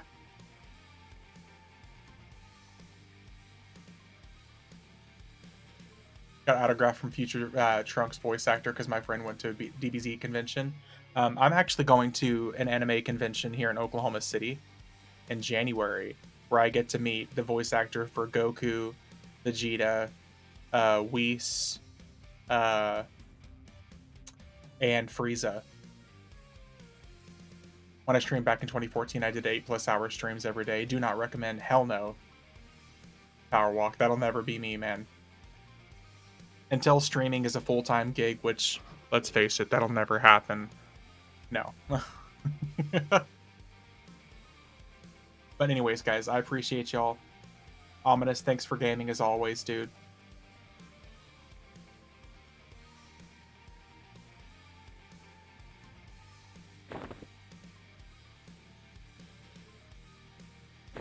If you can get a group photo and have them each sign it, hell yeah.